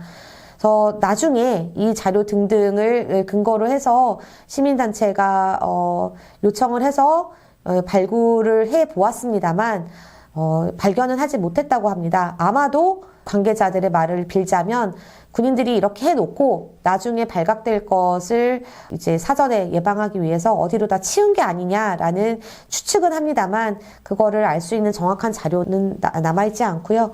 네, 그렇습니다. 같은 곳입니다. 같은 곳, 같은 시간대에 다른 아사오카라는 이름을 가진 일본 사람의 목격담입니다. 10명씩 조선인을 묶어서 세워놓고 군인이 기관총으로 쏘아 죽였습니다. 아직 죽지 않은 사람들을 선로 위에 세워놓고 석유를 뿌려 태워 죽였습니다. 같은 곳입니다. 그리고 이번에는 그 인근에 있었습니다만 기적적으로 살아남은 조인승이라는 이름의 제1조선인의 증언입니다. 조선인의 시체가 장작 더미가 쌓여 있는 것처럼 마구잡이로 쌓여 있었다라는 증언을 하신 적이 있습니다. 그러니까 뭐 이거를 제가 뭐 더 말을 보탤 필요는 없을 것 같고요. 그때 어떤 일이 벌어졌는지 얼마나 폭력적이고 잔인했는지는 충분히 전달이 되었으리라 생각을 합니다.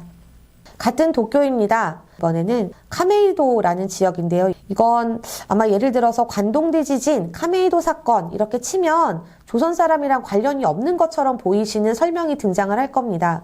왜냐하면 이 인근에서는 일본인 노동조합 활동가, 그러니까 노동운동가이겠죠? 의 대표적 인물 중에 히라사와 케이시치, 카와이 요시토라 등등 일본인 노동운동가의 핵심 인물 10명이 카메이도 경찰서에 갇혀 있다가 경찰의 요청을 받은 인근 군부대에서 파견된 군인들에 의해서 살해를 당합니다. 일본인 사회 노동운동가들이요.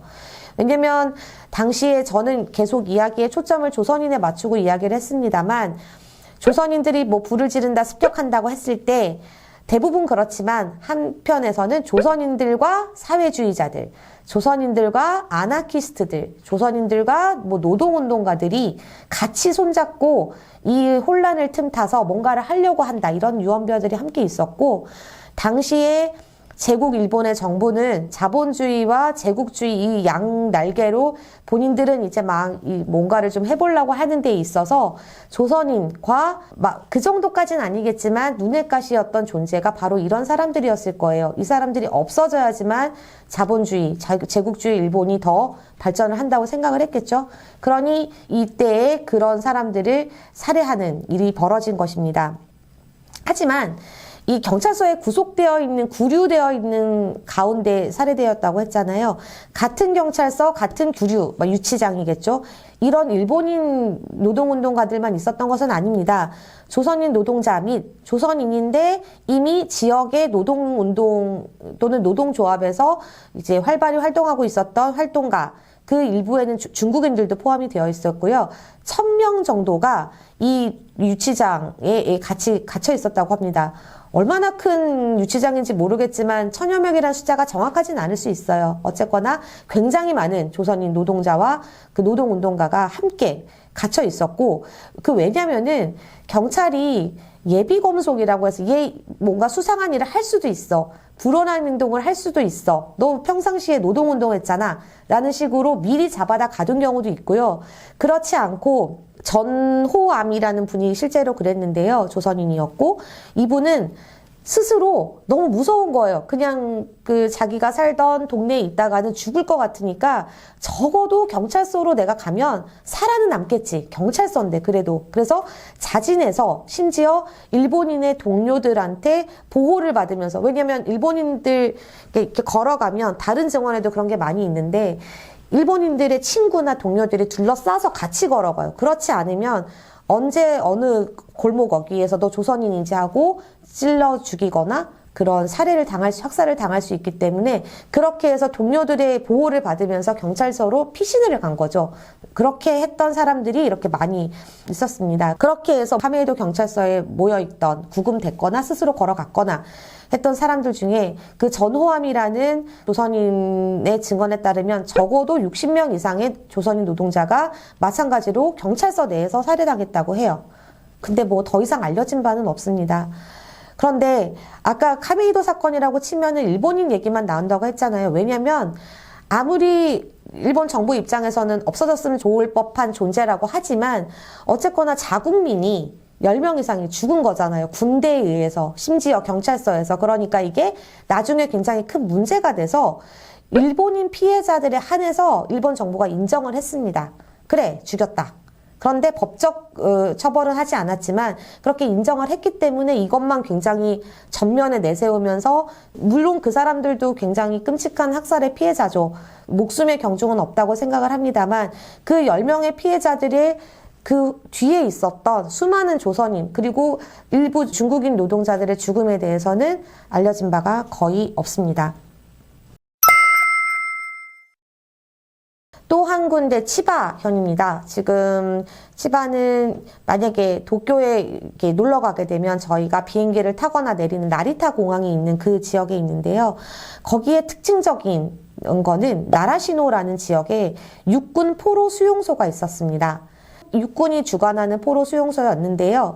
그곳을 임시 조선인들의 수용소, 그러니까 뭐 잡아다 가둔다기보다는 어쨌거나 보호라는 명목으로 이제 각 지역의 경찰서에 있거나 아니면 뭐 살 곳을 잃었거나 한 사람들을 한 곳에 모아서 이제 그 관리를 하겠다, 통제를 하겠다, 보호라는 명목으로 했던 곳입니다. 근데 문제는 이렇게 관리를 하든 통제를 하든 그 보호라는 명목으로 모아놨으면 살아서 돌려보냈으면 큰 문제가 없었겠죠. 제가 이번 시간에 이렇게 소개를 하지 않았을 텐데 문제는 그게 그렇게 되지 않았다는 게 문제입니다. 여기서 육군이 주관을 하는 곳이었기 때문에 군대가 여기 모인 그 정말 수천 명의 조선인들을 사상조사를 해서 선별을 했다고 합니다. 근데 이게 정확하게 남아있지는 않는데요. 이 선별적으로 뭔가 의심스럽거나 아니면 뭔가 어쨌거나 방해가 된다고 생각하는 사람들을 먼저 선별해서 죽이고 본인들의 이 관리 통제에 도움이 될 것 같은 사람, 그러면서 유학생들이 상대적으로 살아남아요. 왜냐면 일본어도 노동자들보다는 잘했을 테고, 그리고 뭐 약간의 엘리트고 하니까 너 우리 이 관리 통제하는데 좀 도와줘. 대신 우리가 좀 너 좀 잘 좀 해줄게. 이런 식으로 해서 유학생들이 조금 생존 확률이 높았다고 합니다. 그렇게 한 게 하나가 있고요. 더 중요한 건 군대가 본인의 손을 더럽히지 않고 인근 마을에 있는 일본인 주민들에게 연락을 합니다.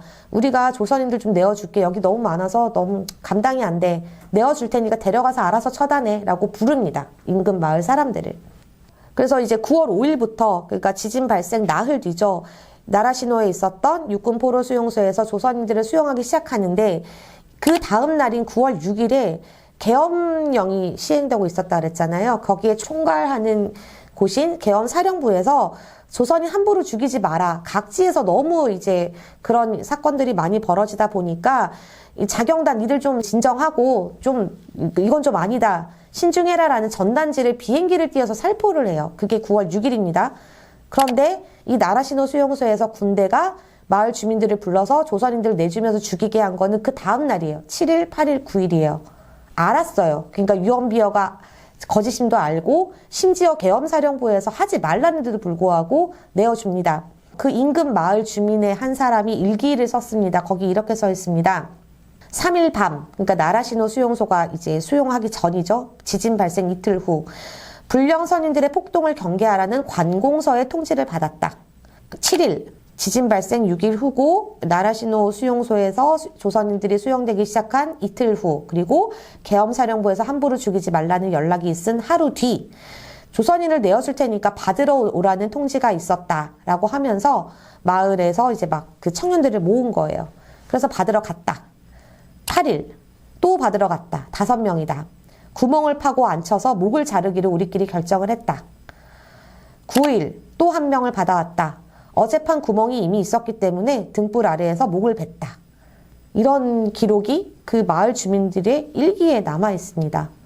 그렇기 때문에 지난 시간에 얘기했던 유언비어의 전파와 확산에 공신력을 실어준 경찰의 책임과 더불어 군대가 얼마나 조선인 학살에 큰 책임이 있는지 이 두 개만 보더라도 일본의 국가 책임은 절대 부정할 수 없을 것 같습니다. 그리고 사이타마와 군마입니다. 제가 이 중간에 조그만 지도를 갖고 왔는데요. 사이타마와 군마는 특히 군마현은 도쿄의 북쪽에 사이타마현이 있고 그 북쪽에 군마현이 있습니다. 그러니까 사이타마의 대부분 지역과 군마현은 지진으로 인한 직접 피해는 거의 없었습니다. 그런데 왜 여기서 조선인 학살이 벌어졌냐면 직접 지진이 피해가 없었던 군마현으로 도쿄나 요코하마 등지에서 이제 모아놓고 검속해서 뭐 이렇게 수용하고 있던 조선인들이 이제 더 이상 컨트롤도 안 되고 잘 이러니까 직접 피해가 없는 북쪽으로 보낸 거예요. 군대한테 호송을 시켜가지고 경찰 또는 군대가 호송해서 북쪽으로 보냅니다. 그러다 보니 그 가는 길목길목에서 그 마을 주민들이 조직했던 자경단, 그리고 마을 주민들이 습격을 해서 군대가 호송하고 있었음에도 불구하고 뭐 군대가 보호해 줬겠습니까마는 조선인들이 그 마을 어기어기에서 지나가는 길목길목에서 학살을 당해 사이타마 같은 경우는 정확하진 않지만 200여 명이 학살되었다는 것이 조사에서 밝혀졌고요. 도쿄, 사이타마 그 북쪽에 있던 군마 같은 경우는 보호라는 명목으로 경찰서에 구류 중이었던 조선인들이 자경단과 마을 주민들이 죽창과 일본도 그 긴 칼 있잖아요. 그거를 들고 와서 찔러 죽였다라는 사례가 남아 있습니다. 영화 박열을 보시면 그런 장면이 나와요. 경찰서 유치장에 철창에 갇혀 있는데 바깥에서 이렇게 그 칼을 들이미는 장면이 나오는데 그게 그냥 괜히 만들어진 영화적 연출이 아니라 실제로 있는 겁니다. 근데 이 군마의 경우에는 이렇게 해서 그 학살 가해자들이 37명이 검거가 되기는 해요. 나중에 다시 말씀을 드리겠지만 이렇게 조선인 학살의 가해 주체였던 자경단이나 마을 주민들이 전혀 처벌받지 않은 건 아닙니다. 그렇지만 검거를 당하고 재판을 받지만 37명 중에 실형 선고를 받은 건 단 2명. 그것도 징역 3년에 불과했다라는 것이 이 군마연의 특징입니다. 그러니까 이건 정말 각 지역의 가장 상징적인 대표적인 사례를 말씀드린 거고요. 이것 말고도 정말 수많은 곳에서 이렇게 단순하게 말하기도 너무 이렇게 이때의 일을 생각하면은 뭔가 죄송하기도 하고 뭔가 그렇긴 한데요. 정말 수많은 그리고 다양한 사례들이 있습니다. 그리고 듣기만 해도 제가 말하는 것도 꺼려질 정도로 잔인한 방법으로 많이 죽였고 죽임을 당했습니다. 지난 시간과 이번 시간까지 해서 일본 정부, 경찰과 군대가 유언비어의 확산과 전파 그리고 학살을 직접 하기도 했고 주민들에게 학살을 시키기도 했다는 책임이 굉장히 크다. 부정할 수 없다라는 얘기를 누차 강조했는데요. 다음 시간에는 사후의 대응에 대해서 일본 정부가 어떻게 대응을 했는지를 살펴보도록 하겠습니다. 이번 시간에는 관동 대지진 이후에 일본 정부가 어떻게 대응했는지를 살펴보도록 하겠습니다. 우선 첫 번째로 일본 정부는 조선인 피학살자의 유해를 은폐하고 알려지지 않도록 했습니다. 지진이 발생하고 학살이 자행되자 동경에 있던 살아남은 유학생들 그리고 그때가 9월 1일 여름방학 기간이었습니다. 그래서 잠시 조선의 고향에 갔다가 돌아온 학생들을 중심으로 해서 이재동포 위문반이라는 걸 결성을 하여 얼마나 피해를 입었고 그리고 어떤 지원이 필요하고라는 거를 조사를 했는데요. 이것을 일본의 행정기관이라던가 경찰에서 굉장히 방해를 했습니다. 일일이 따라다니면서 미행을 한다던가 뭘 물어봐도 협조해주지 않고 대응을 해주지 않는다든가 그렇게 무대응을 했고요. 그리고 조선인 유해 분명히 어딘가에는 있을 텐데 심지어 집단 학살이 많이 일어났는데 적극적으로 발굴하려고 하지도 않았고 그 핑계로 이거는 조선인들의 유해이기 때문에 조선총독부의 협조가 필요한데 조선총독부가 그걸 안 해주네 이렇게 하면서 빠져나갔습니다. 그래서 조선인들이 직접 하겠다 심지어 유족들이 건너오기도 했습니다. 하지만 발굴을 허가해주지 않고 은닉하기에 급급했습니다. 왜냐하면 그게 세상에 알려지면 조선인들이 얼마나 많이 학살의 피해를 입었는지가 세상에 알려지기 때문에 그거를 하기를 꺼려했던 거고요. 당시에 순사, 말단 경찰이었던 아라이 켄지로라는 사람이 증언을 이렇게 남겼는데 조선인 사체를 싹 다 태워라. 그럴 때 그 수가 얼마나 되는지를 알 수 없도록 유의해라 라는 지시를 받았다고 합니다. 네, 이 한마디로 아마 이해가 가능하실 거고요. 그러다 보니 지금까지도 얼마나 많은 수의 조선인들이 희생이 되었는지를 알 수가 없습니다. 물론 이 희생자라는 표현을 쓸 수밖에 없는 건 모두가 학살 피해자는 아닐 것입니다. 화재나 건물 붕괴 등 다른 이유로 돌아가신 분들도 있을 거예요.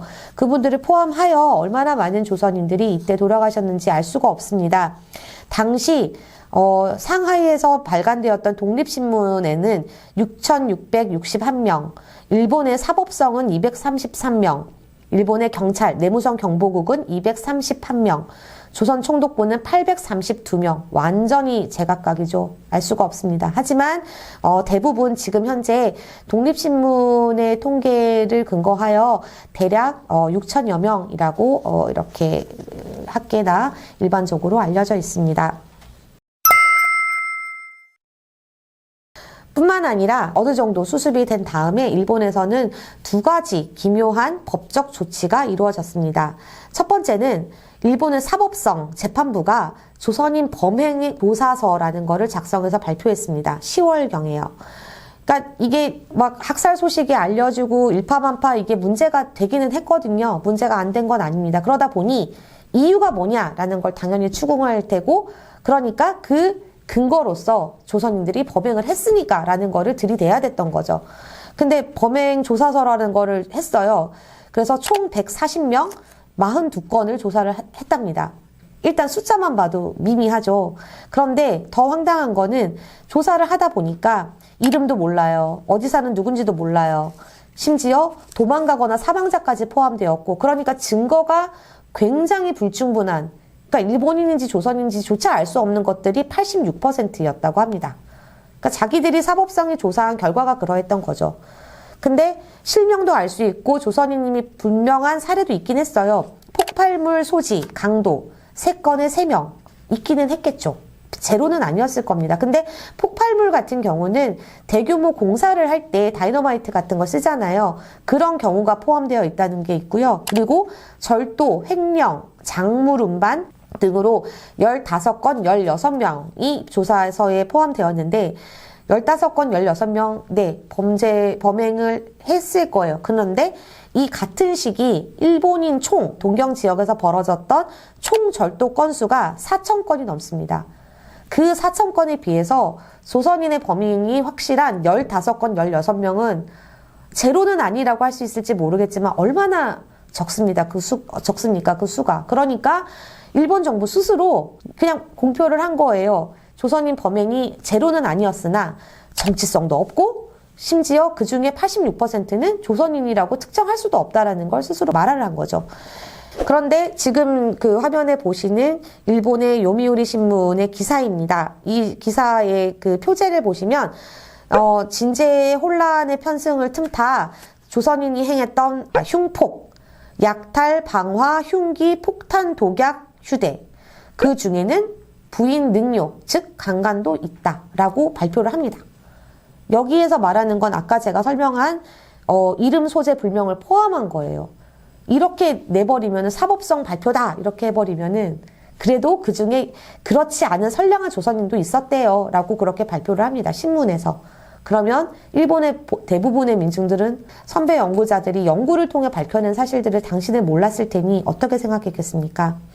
그래서 당시에 변호사로, 인권 변호사로 유명했고, 그래서 대한민국 정부에서 독립유공자 서훈까지 받은 후세타츠지 변호사는요, 이 사법성의 결과를 보면서 이렇게 얘기를 합니다. 유언비어 그 자체다. 죽은 자로서 말할 입이 없는 피해자들에게 한 번 더 채찍질을 가하는 셈이다. 사법부가 나서서라고 비판을 합니다. 또 하나의 재판, 법적 조치가 있습니다. 지난 시간에 잠시 얘기를 드린 바가 있는데요.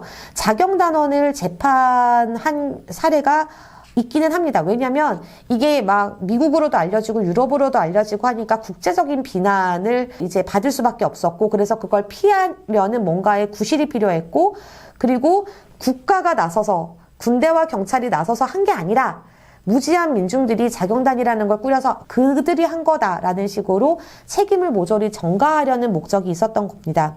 그래서 재판이 이루어지긴 했지만 상상하시는 바와 같이 조선인 학살 가해자에 대해서는 굉장히 한정적 제한적으로 재판을 했고요. 그에 비해 경찰권에 반항한 일본의 자경단원들이 막 이렇게 그러다가 일본의 경찰을 찌르기도 했고 일본인들을 죽이기도 했습니다.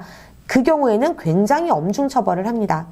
조선인 학살보다 일본인을 죽이거나 경찰서에 기물 파손을 한 경우가 처벌 강도가 훨씬 셌습니다. 그래서 조선인 학살 가해자 대부분은 집행유예 또는 징역 2, 3년, 심지어 나중에 특사로 감형이 되거나 풀려나는데, 일본인을 죽이거나 경찰서 기물 파손을 한 경우에는 징역 5년, 10년까지 그렇게 구형이 됩니다. 왜냐하면 당시에 네모 대신 미즈노 렌타로 하는 말, 그들 자경단원들은 국가 또는 동포를 위해서 희생적인 행동을 했다라는 인식을 갖고 있었던 것이죠. 이렇게 해서 당시에 관동대지진이 한번 휩쓸고 지나갑니다. 무엇을 남겼을까요? 당시 조선총독부와 일본 정부는 어쨌거나 이거는 뭐 조선인 학살은 정말 소수의 자경단원들이 잘못한 거고 정부는 책임이 없다고 했지만 그게 뭐 가려지겠습니까? 이게 입에 입을 타고 전해지고 조선의 신문, 독립신문 같은 데서도 보도를 하고 이러다 보니 그 불을 껐었어야 돼요. 그래서 진제미담, 그러니까 지진 때 죽인 일본인만 있었던 게 아니라 자신도 위험한데도 불구하고 조선인들을 적극 도와주고 보호했던 일본인들도 있다라는 거를 사례를 모아서 책으로 발간합니다. 물론 있어요. 그런 사례. 그래서 심지어 나중에 돌아가신 분의 그 아드님이 본인의 아버지를 보호해준, 살려준 일본인들께 감사하다는 의미로 감사비를 세운 사례도 있습니다. 그분들은 칭찬받고 감사받아 마땅합니다. 그런데 개별적인 사례로 이 전반적인 구조적 학살의 책임, 학살의 그 진실을 덮을 수는 없는데요. 그렇게 하려고 했던 거죠. 그리고 이거는 모조리 내선 융화, 그러니까 일본과 조선 사이에 더 융화가 되면은 이런 일들은 안 벌어지니 더 사이좋게 지내자라는 거를 억지로 더 강조합니다. 그러면서 한편으로는 학살을 지우고 그리고 이 동경을 훨씬 더 화려한 도시로 복구를 하겠다라는 뜻을 담은 제도 부흥원라는 거를 만들어서 그 총재에 고토 신빼가 앉는데요. 고토 신빼라는 사람은 타이완 총독부와 남만주 철도 주식회사, 즉 만철의 초대 총재로 식민지 경영과 그 다음에 도시 계획을 했던 그런 경험을 가진 사람이었습니다. 그 사람이 총재로 이 도쿄, 폐허가 됐던 도쿄를 다시 이제 복구를 하는데요. 그 복구 작업에 살아남은 또는 그 후에 건너온 조선인들이 강제적으로 동원이 되었던 사실들도 있고 그 과정에서 제일 유명한 건 상애회라고 하는데요. 내선융화라는 거를 내세우지만 결국은 친일 단체죠. 경찰이나 일본 관의 힘을 빌어서 사리사욕을 채우려고 하는 그런 단체들이 판을 치게 됩니다. 그리고 2년 후인 1925년에는 치안유지법과 보통선거법이 2주 간격으로 제정이 됩니다. 치안유지법은 뭐 설명 안 해도 많은 분들 아시겠습니다만 그러한 뭐 조선인들뿐 아니라 일본인들도 포함하여 사상운동, 노동운동 이런 그 운동과 사상을 더 옥죄고 통제하기 위해서 만들어놓은 법이고 그 반대급부로 보통선거법은 그때까지 선거권을 행사하려면 세금 얼마 이상을 냈었어야 되는 거예요. 그러니까 부자만 선거권 행사할 수 있었는데 그 납세 조건을 없애고 만 25세 이상의 남성이면 누구든 선거를 할 수 있게 됩니다. 심지어 당시에 일본의 선거법은 속지주의를 택하고 있었기 때문에 일본에 살던 제일조선인 중에 이 조건을 만 25세 이상의 남성은 선거권을 행사할 수 있게 됩니다. 이렇게 정말 거의 똑같은 시기에 두 개의 법, 완전 다른 성격의 법을 이제 제정을 하면서 정치적, 사회적으로 국민으로 통합하는, 끌어들이고 싶은 사람은 통합을 내 편으로 만들고, 그러니까 보통선거법이겠죠? 그렇지 않은 사람은 치안유지법으로 내치고 더 옥죄고 통제하는 그런 체제를 구축을 합니다. 그리고 이거는 지금 그러니까 남아있는 증언이나 그림 같은 것들이 남아있는데요. 보면은 한번 생각을 해보면 당시의 학살을 직접 목격한 일본의 아이들, 물론 조선의 아이들은 훨씬 더 충격이었을 거예요. 살아남았을 경우. 그런데 일본의 아이들도 그거를 목격하고 무엇을 느끼고 무엇을 기억할까요? 그거를 알 수 있는 일단이 지금 화면에 보이시는 건데요. 우리나라로 얘기하자면 술래잡기 같은 거를 자경단 놀이라는 이름으로 자경단이 술래가 되어서 조선인들을 잡아서 죽이는 놀이를 했다고 해요. 당시에 일본 아이들이. 그리고 오른쪽 그림은 자경단의 공격을 피해서 들판으로 이렇게 도망가면서 숨는 조선인들의 모습을 당시 초등학교 4학년짜리가 그림으로 남겨요. 이 아이들이 뭐 시간이 지나면서 잊었을 수도 있겠지만 그런 학살과 정말 잔인한 폭력을 눈앞에서 목격한 아이들, 일본의 아이들이 커서 이 경험이 그들에게 무엇으로 남았을까요? 라는 거는 뭐 한번 상상해 보시면 좋을 것 같고요. 그러면서 살짝 든 생각은 저 어렸을 때 고무줄 놀이를 많이 했습니다. 여자아이들은. 그때 불렀던 노래가 다양하게 있는데요. 지금 생각해보면 너무 좀 왜 그런 노래를 불렀을까 싶은 게 그 6.25 때 노래로 알려져 있는 전우의 시체를 넘고 넘어가 가장 대표적인 노래였어요. 고무줄 놀이에.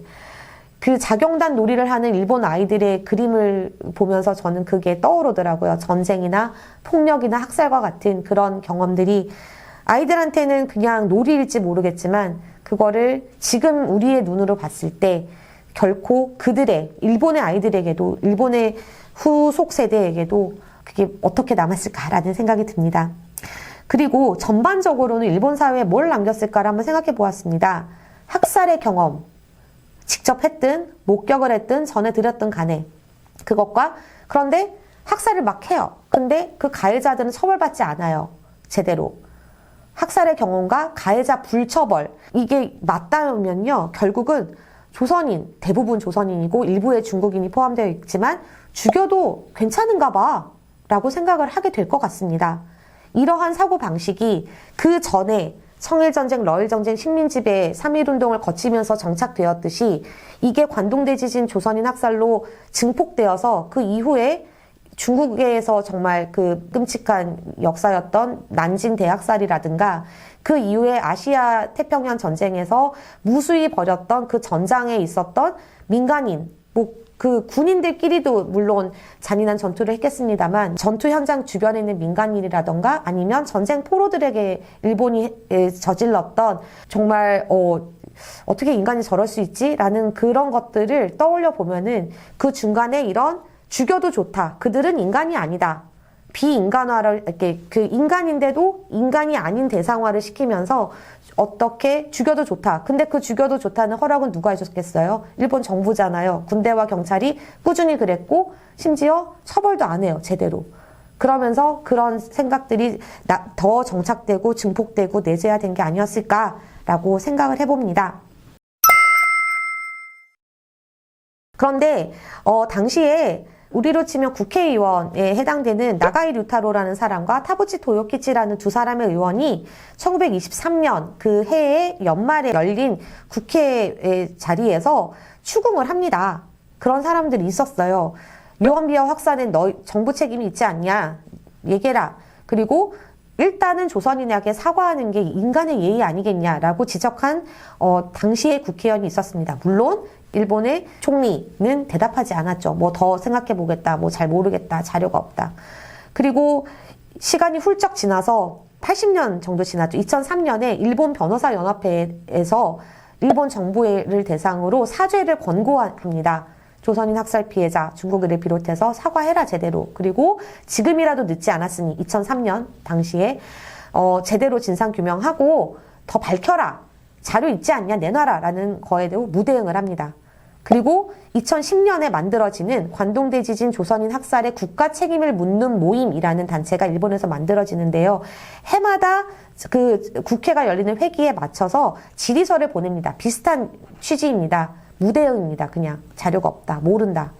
그리고 심지어 2017년부터 장기 집권 중인 코이케 동경도지사는 2016년까지는 누가 도지사든 간에 매년 형식적으로 남아 보냈던 그 추도식전의 추도문을 거부합니다.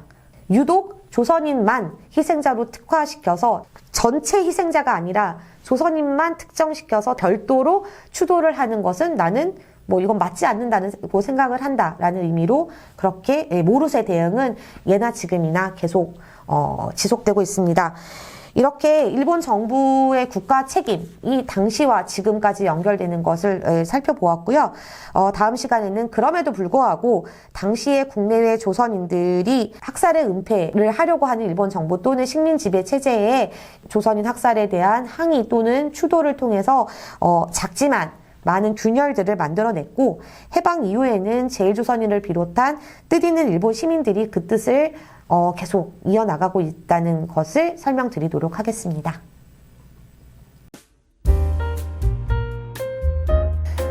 이번 시간에는 관동대지진 이후 국내외 조선인들의 항의 및 추도 활동에 대해서 살펴보도록 하겠습니다. 관동대 지진이 발생했던 1923년 9월 직후에 지난 시간에 말씀드린 것처럼 동경에서는 유학생을 중심으로 이제 동포 위문반이 만들어졌다고 말씀드렸는데요. 그 위문반의 조사 활동의 결과를 보고하고 공유하는, 그리고 그 자리를 빌어서 일본 정부에게 항의의 뜻을 전달하는 동경 조선인 대회가 그해 말 12월 말에 열렸습니다. 도쿄에 있던 친일 단체를 제외한 모든 학생, 노동자, 사상, 종교 단체가 다 같이 연대해서 만든 집회고요. 거기에 일본인까지 많이 참여를 해서 동경 시내에 1000여 명이 모였다고 합니다.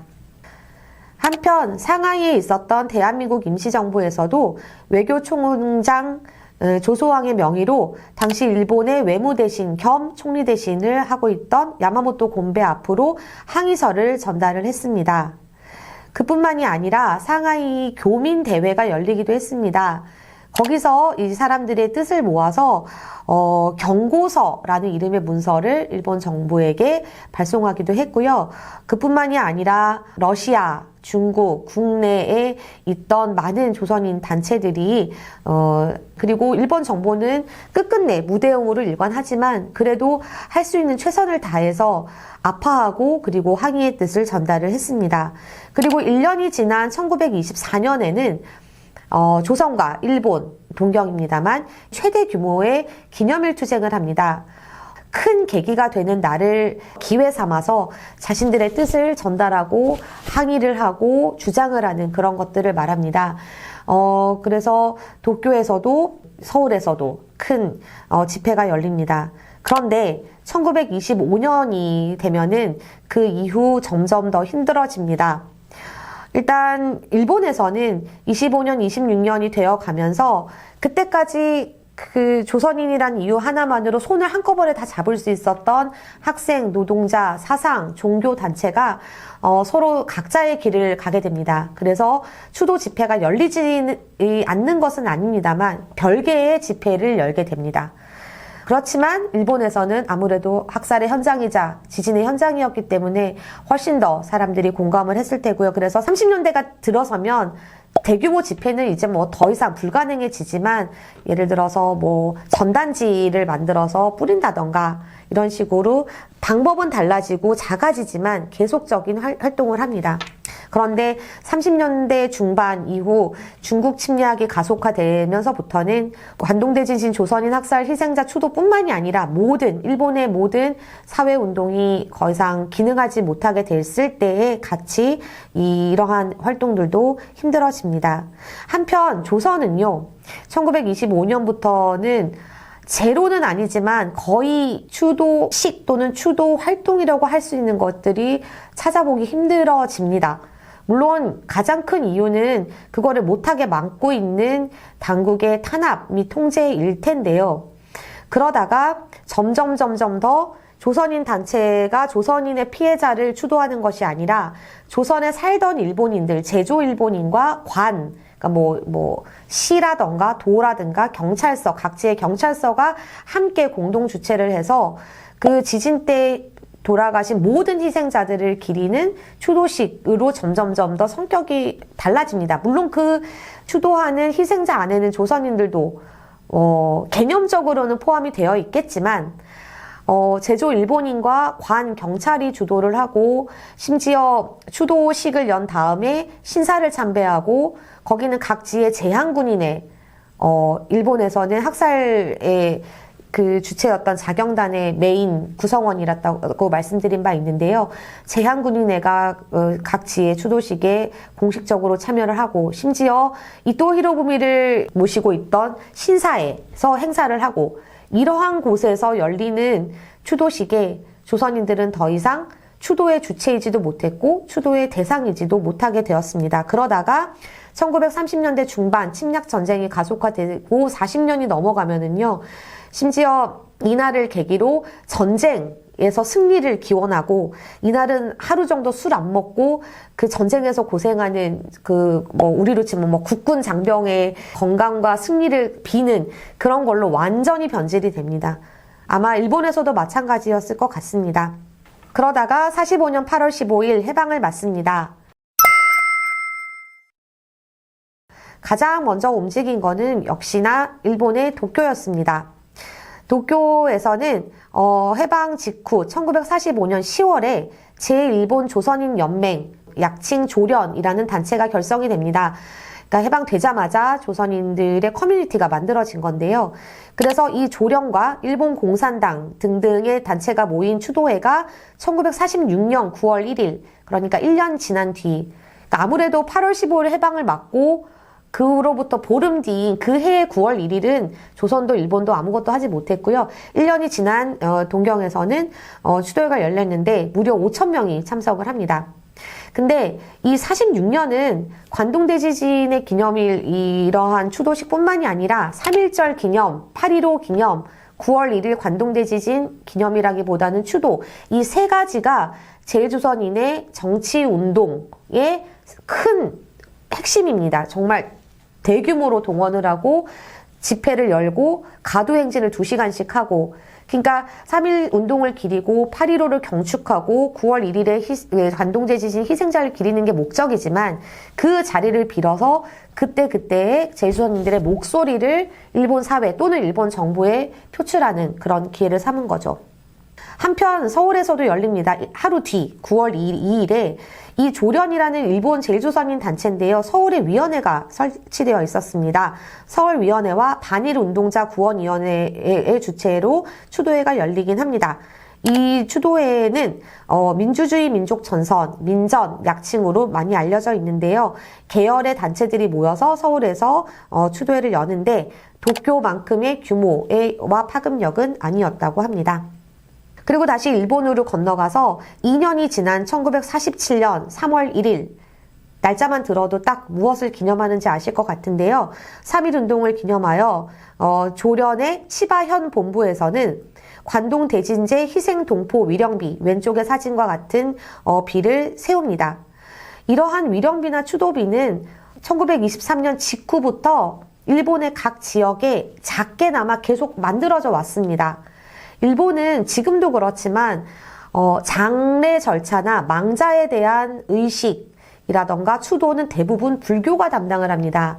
그래서 각지에 그런 학살이 자행되었던 요소요소의 절에 이름은 알 수 없지만, 그리고 조선인이라고 명시는 하지 않았지만 딱 보면 그 의미를 알 수 있는 무용고 희생자들의 추도비라던가 그러한 작은, 규모는 작고 정확하진 않지만 그러한 비들이 있어 왔고요.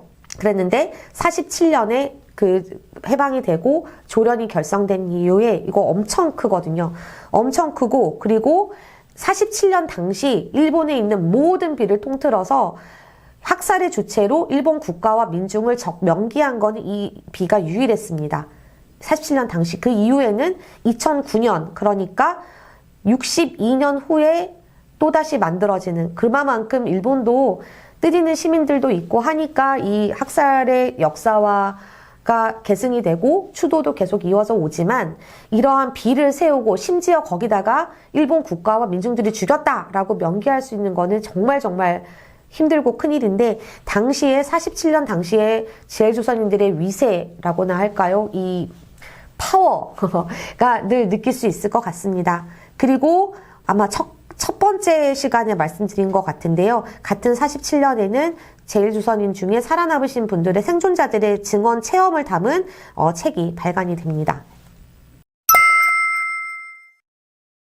그런데 그러면서 이제 일본에서는 나중에 말씀드리겠지만 한동안은 좀 이렇게 48년까지는 이런 추도식을 합니다만, 아시겠습니다만 나중에 한반도가 남북으로 분단되면서 일본 내 제일조선인 커뮤니티도 두 가지로 나뉩니다.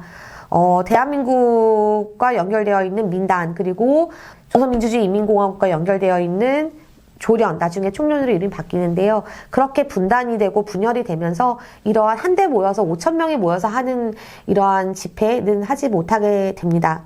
그러면 한국은 어땠을까요? 여기에 지금 화면에 최승만이라는 분의 회고록의 일부를 발췌해 놓았습니다.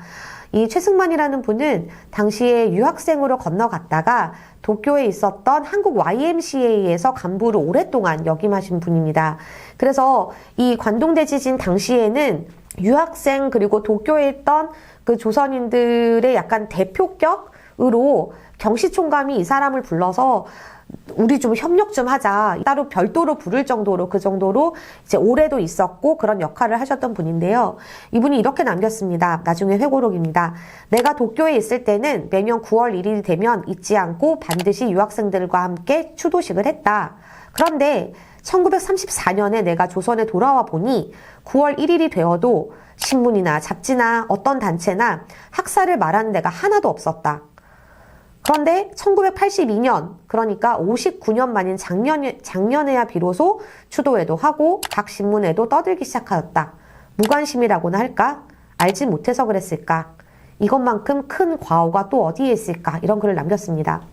실제로 이 해방 직후에 46년에 한번 열린 이후로는 확인된 바가 없습니다. 그러다가 1982년에 왜 갑자기 추도식 위령제가 열렸냐면은 당시에 일본의 교과서 왜곡 문제가 빵 터지면서 그러면서 각 역사의 그런 뭐 강제동원이나 이런 것들이 이제 주목을 받기 시작하면서요. 서울에서 위령제 및 강연회가 한번 딱 열리고 나서 2010년대로 넘어갑니다. 그 사이에는 또 없어요. 그러니까 저도 왜 그럴까 많이 생각을 해봤는데 저도 아직 답을 찾지 못했습니다. 물론 한반도, 그러니까 내가 사는 내 고장? 우리 마을에서 벌어진 게 아니라서 좀 무심했나? 아니면 당시에 조선총독부가 정말 동경에서 돌아오는 조선인들을 일일이 쫓아다니면서 말하면 죽어, 너 가만히 안 둘 거야. 그리고 학부형들, 유학생들 같은 경우는 학부형들 집까지 찾아가서 네 자식들 입단속시켜 이러고 다녔었거든요. 그게 정말 성공했나? 함구령이 성공했다고밖에 못하나? 별의별 생각을 다 해보았습니다만 아직 저도 답은 없습니다. 같이 고민해 주셨으면 좋겠습니다. 이렇게 해서 1923년 9월 당시 그리고 해방 공간 이후 주로 조선인들의 어떠한 대응을 했는지 간단히 살펴보았고요. 다음 시간에는 한일 양국의 시민단체가 어떠한 추도 또는 조사활동을 했는지 살펴봄으로써 마지막으로 2023년 100년을 우리는 어떻게 맞이해야 할지를 함께 고민해보는 시간으로 하겠습니다.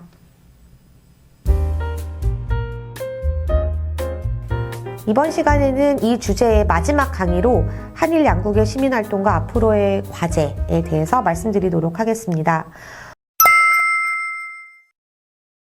우선 한국에 앞서 더 일찍부터 더 오랫동안 활동해왔던 일본 지역을 소개하겠습니다. 1960년대에 강덕상 금병동 선생님이라는 제일조선인 1세 학자분들이 관동대 지진에 관한 자료집을 발간을 한 것이 거의 이제 출발이라고 할 수 있습니다. 그리고 70년대에는 지역에 기반한 연구 그리고 추도 운동이 하나둘씩 시작이 됐고요. 거기에 역사 또는 교육학 관련 각 학회, 연구회들이 참여하면서 거기에 힘이 훨씬 더 실어지게 됐습니다. 그리고 지역의 연구 추도 운동에는 그 지역에 있는 역사교사분들, 선생님들께서 많이 참여를 하셨고요. 그러면서 이렇게 확대가 됐습니다. 그 결과로 지난 강의에서 그 육군 군복 제조 공장 터가 지금은 공원이 되었고 위령당과 그 도시 부흥 기념관이 들어섰다고 말씀드린 바 있는데요. 그곳에 조선인 희생자를 추도하는 추도비가 1973년에 세워졌습니다. 그리고 치바현 그 나라시노 수용소에서 군대가 민간인들에게 살해하도록 지시를 했던 그 곳이 있었던 치바현에서는 관동대진제와 조선인 희생자 추도 조사 실행위원회라는 단체가, 시민단체가 1978년에 설립됩니다. 이건 대표적인 거고요. 더 다른 지역의 작은 그런 규모, 그래서 그 마을 주민들의 증언을 녹취를 한다든가 현장 조사를 한다든가라는 것들이 70년대 중반 이후 여러 곳에서 진행이 됩니다.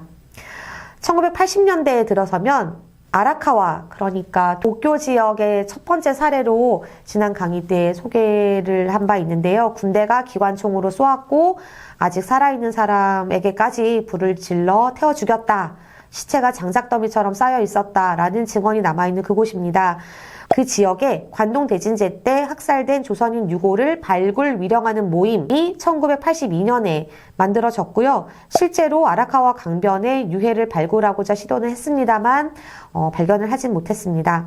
그리고 80년대의 특징은 이런 각 지역의 시민단체들이 한국과 교류를 시작해서 한국으로 살아남아서 한국으로 돌아가서 아직 그때는 80년대니까 생존해 계셨던 분들을 직접 만나고 증언을 듣는 활동들이 시작됩니다. 90년대 들어서면은요, 이러한 각 단체가 각 지역에 있는 조사, 추도하는 시민단체와 학계의 연구 성과들을 일제히 모아서 관동대 지진 70주년 추모 집회가 1993년에 열립니다. 한국에서는 좀 보기 드문 형태일 수도 있으나 일본에서는요, 이러한 제주 4.3도 그렇고 이 관동대 지진도 그렇고 추모 집회, 연구 집회라는 이름으로 열리면 일부는 문화라고 해서 위령도 하고 무용을 하기도 하고 노래를 부르기도 하고 헌화를 하기도 하고 증언을 실제 듣기도 하고 이러한 그렇게 진행이 되고 2부는 완전히 학술 심포지움으로 발표하고 토론하는 것들을 한날에 같이 하는 경우들이 있습니다. 이렇게 처음으로 70주년 집회가 열렸고요. 90년대는 직접 경험한 살아남으셨거나 직접 목격한 일본 주민들 또는 제일조선인들의 이야기를 당사자들한테 들을 수 있는 마지막 시기였다고 합니다. 그래서 굉장히 90년대는 활발했었고 90년대는 이뿐만이 아니라 일본군 위안부 피해자라든가 강제동원이라든가 그런 식민 지배 때 있었던 여러 가지 역사적 진실들의 규명을 요구하고 피해자들이 스스로 목소리를 내기 시작한 시기였기 때문에 이 주제 또한 굉장히 힘이 크게 실렸던 것 같습니다. 그리고 91년에는 중국인 노동자를 애도하는 모임, 그러니까 당시에 중국인 노동자들도 600여 명이 살해되었습니다. 일부는 조선인으로 오인되어 죽임을 당한 경우도 있지만 중국인 노동자들 또한 단체로 이주해서 와서 무리지어 생활했고 그들 또한 조선인 못지않은 값싼 노동력이었기 때문에 그 갈등, 대립이 있었다고 합니다. 그래서 그때 그렇게 죽었고 그 중에는 왕시티엔이라고 하는 당시 중국인 노동운동가의 대표적 인물은 또 살해되었습니다. 그런 중국인 학살 피해자들을 조사하고 기리는 모임이 91년에 일본에서 결성이 되었고요. 지금도 활동은 이어지고 있다고 합니다. 2000년대 들어서면 한국과 일본의 교류를 넘어서 한국, 일본, 중국을 포함하여 80주년 한중일 추모 집회가 2003년에 열렸습니다. 저도 이 80주년 추모 집회 때는 도쿄에서 유학 중이었기 때문에 이때부터 선생님들 이야기 듣고 들으러 따라다니고 했었는데요. 당시 정말 잊을 수 없는 경험을 한 게 조선인 학살을 직접 목격하고 그거를 증언해 줄 수 있는 마지막 생존자라고 알려져 있던 일본인 할머니 분이 한 분 계셨습니다. 그분께서 뭔가 이렇게 구체적이고 자세한 이야기를 증언해 주실 정도는 아니었어요. 굉장히 고령이었어요. 그래서 부축을 받고 그 현장에 오기만 해서 앉아 계셨는데 그 자리에 지금은 다 고인이 되셨지만 강덕상 선생님과 금병동 선생님 이라는 그 제일조선인 연구자들과 야마다 쇼지 선생님 아직 살아계십니다만 그러니까 단상에 올라가서 세 분이 이 학술 토론 같은 걸 하고 계셨어요. 그랬더니 이 일본인 할머니께서 손을 번쩍 드시더니 자리에서 이렇게 일어나셔서 그 할머니는 아마 90 가까이 되셨을 거고 제가 말씀드린 선생님들은 아마 20년 전이니까 60대 후반? 70대 초반? 그랬으셨을 것 같은데요. 그래도 우리한테는 굉장히, 대선배고 약간 할아버지와 같은 존재였는데 그 할머니께서 일어나시더니 당신들은 나보다 훨씬 젊으니까 앞으로 이거 다 진상규명하고 밝혀낼 때까지 죽지 말라고, 라고 정정한 목소리를 얘기했던 게, 생각이 나요. 그게 저의 이 역사와 만나는 저의 첫 만남이기도 했는데요. 그리고 그 아라카와 다시 말씀드리지 않으셔도 아실 것 같지만 유해 발굴을 했던 그 아라카와에 추도비가 생깁니다. 2009년에. 이게 가장 최근에 새로 만들어진 일본 지역의 추도비입니다. 나중에 다시 설명드리겠습니다. 그리고 2010년대 들어서서 가장 큰 거는 한번 말씀드린 바 있지만 연구자와 시민들이 함께 만든 조선인 학살의 국가 책임을 묻는 모임이 2010년에 결성이 되어 있습니다. 이게 2009년에 건립된 가장 최근에 만들어진 추도비가 바로 이 사진에 있는 이건데요. 왜 중요한지를 설명해 드리겠습니다. 비문을 잠시 소개해 드릴게요. 1923년 관동 대진제 때 일본의 군대, 경찰, 유언 비어를 믿은 민중들에 의해 많은 한국 조선인들이 살해되었다. 도쿄의 시타마치 일대에서도 식민지 하에 고향을 떠나 일본에 와 있던 사람들이 이름도 남기지 못한 채 소중한 목숨을 빼앗겼다. 이 역사를 가슴에 새기고 희생자를 추도하며 인권 회복과 양민족의 화해를 바라며 이 비를 건립한다. 여기서 중요한 거는 일본의 군대, 경찰, 유언 비어를 믿은 민중들에 의해서 살해되었다. 이 문장 때문에 중요한 겁니다. 지난 시간인가 말씀드린 적이 있는 것 같은데요. 1947년에 제일조선인들이 스스로 세운 비를 제외하고는 이렇게 가해 학살 주체가 명기된 비가 하나도 없습니다. 대부분 지진의 혼란 속에서 희생된 조선인, 이게 가장 일반적인 보편적인 문장이에요. 가해 주체는 없지만 피해 주체만 있는. 그런데 이 비는 정말 수십 년 동안 연구를 하고 그리고 진상조사 및 추도 조사 활동을 했던 제일조선인들과 일본에 뜨지는 시민들이 정말 결심을 하고 작정하고 만든 비라고 저는 알고 있어요. 이 비문에. 그런데 이런 비를 예를 들어 제일 좋은 건 강변에, 정말 거기 사람들 많이 산책하는 강변이거든요. 거기 이제 눈에 잘 띄는 데 있으면 참 좋겠지만 그러려면은 동경의 그 행정기관의 승낙을 받아야 되는데 해주겠습니까? 안 해줘서, 안 해준 것도 있고, 그런데 놔두면 행정기관이 승낙해줬다, 지원해줬다는 거를 구실삼아 나중에 이러고 지워라라든가 이런 요구를 할 수도 있고 등등을 고려하여 완전히 모금 운동을 통해서 돈을 모아가지고 땅을 사버렸어요. 그래서 그 강변에서는 조금 걸어야 하고지만 여하튼 간에 사유지인데 어떡할 거예요. 내 땅에서 내가 세웠다는데. 그렇게 세우고 여기 이제 동네 주민들이 이제 이렇게 왔다 갔다 하면서 관리를 하고 있다고 해요. 그리고 그렇게 해서 지금은 이 테마로 해서 답사를 가거나 여행을 갔다가도 이런 거에 관심이 있는 사람들은 일부러라도 찾아가는 곳이 되어 있습니다. 한편 한국의 시민활동은 어땠을까요? 연구도 그렇고 추도도 그렇고 한국은 긴 공백기가 있었습니다. 그러다가 2007년에 한 시민단체에서 84주기 심포지엄 및 사진 전시회를 개최를 합니다. 그게 하나의 큰 계기가 82년에 추도 위령제 강연회가 있은 이후에 2007년이니까 25년이 지났죠. 그러고 나서 2009년에 1923 한일제일시민연대라는 단체가 설립됩니다. 한일제일, 그러니까 한국 사람과 일본 사람과 제일동포들이 함께 이 문제를 다루자, 고민하자, 활동하자라고 만들어진 단체입니다. 그 중심으로 해서 추도 모임도 생기고, 그리고 2년 전에는 제가 근무하는 독립기념관에서 차로 한 30분 정도 가는 병천에 기억과 평화를 위한 1923 역사관이라는 곳이 오픈을 했어요. 그래서 작지만 굉장히 의미 있는 전시를 하고 있고요. 그리고 2023년 100년을 맞이하기 때문에 한국의 다양한 시민단체, 역사 관련 단체 40여 개 단체가 모여서 간토학살 100주기 추도사업 추진위원회라는 협력회의체를 구성하여서 2023년을 맞이하려고 준비 중에 있습니다. 저도 이렇게 쭉 강의를 하고 저도 생각을 정리했는데, 그래서 100년을 맞이하는데 앞으로 우리는 무엇을 어떻게 해야 할 것이며 뭐가 남았는가라는 것을 굉장히 간략하고 컴팩트하게 전달을 할 수 있으면 참 좋겠는데요. 저도 아직 제 머릿속에도 물음표도 많고요. 그래서 그냥 제가 생각하는 것들을 전달을 드리고 함께 고민해보는 것으로 강의 전체를 마치고 싶습니다.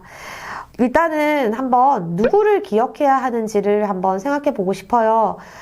이런 희생자 규모가 큰 사건인 경우에 대부분 숫자로 얘기를 합니다. 그리고 지금도 숫자가 정확한 숫자가 아니기 때문에 이 역사는 정설로 단정 지을 수 없다라고 하는 왜곡이나 부정의 시각도 존재하는 것도 맞습니다. 그리고 정확한 피해 규모를 알 수 있는 방법은 참 험난할 것 같아요. 100년이 지났는데요. 하지만 단 실마리가 전혀 없는 건 아닙니다. 지금 화면에 보이시겠습니다만 2015년에 주일 한국 대사관의 창고를 이전한다고 치우다가 우연히 발견을 했대요.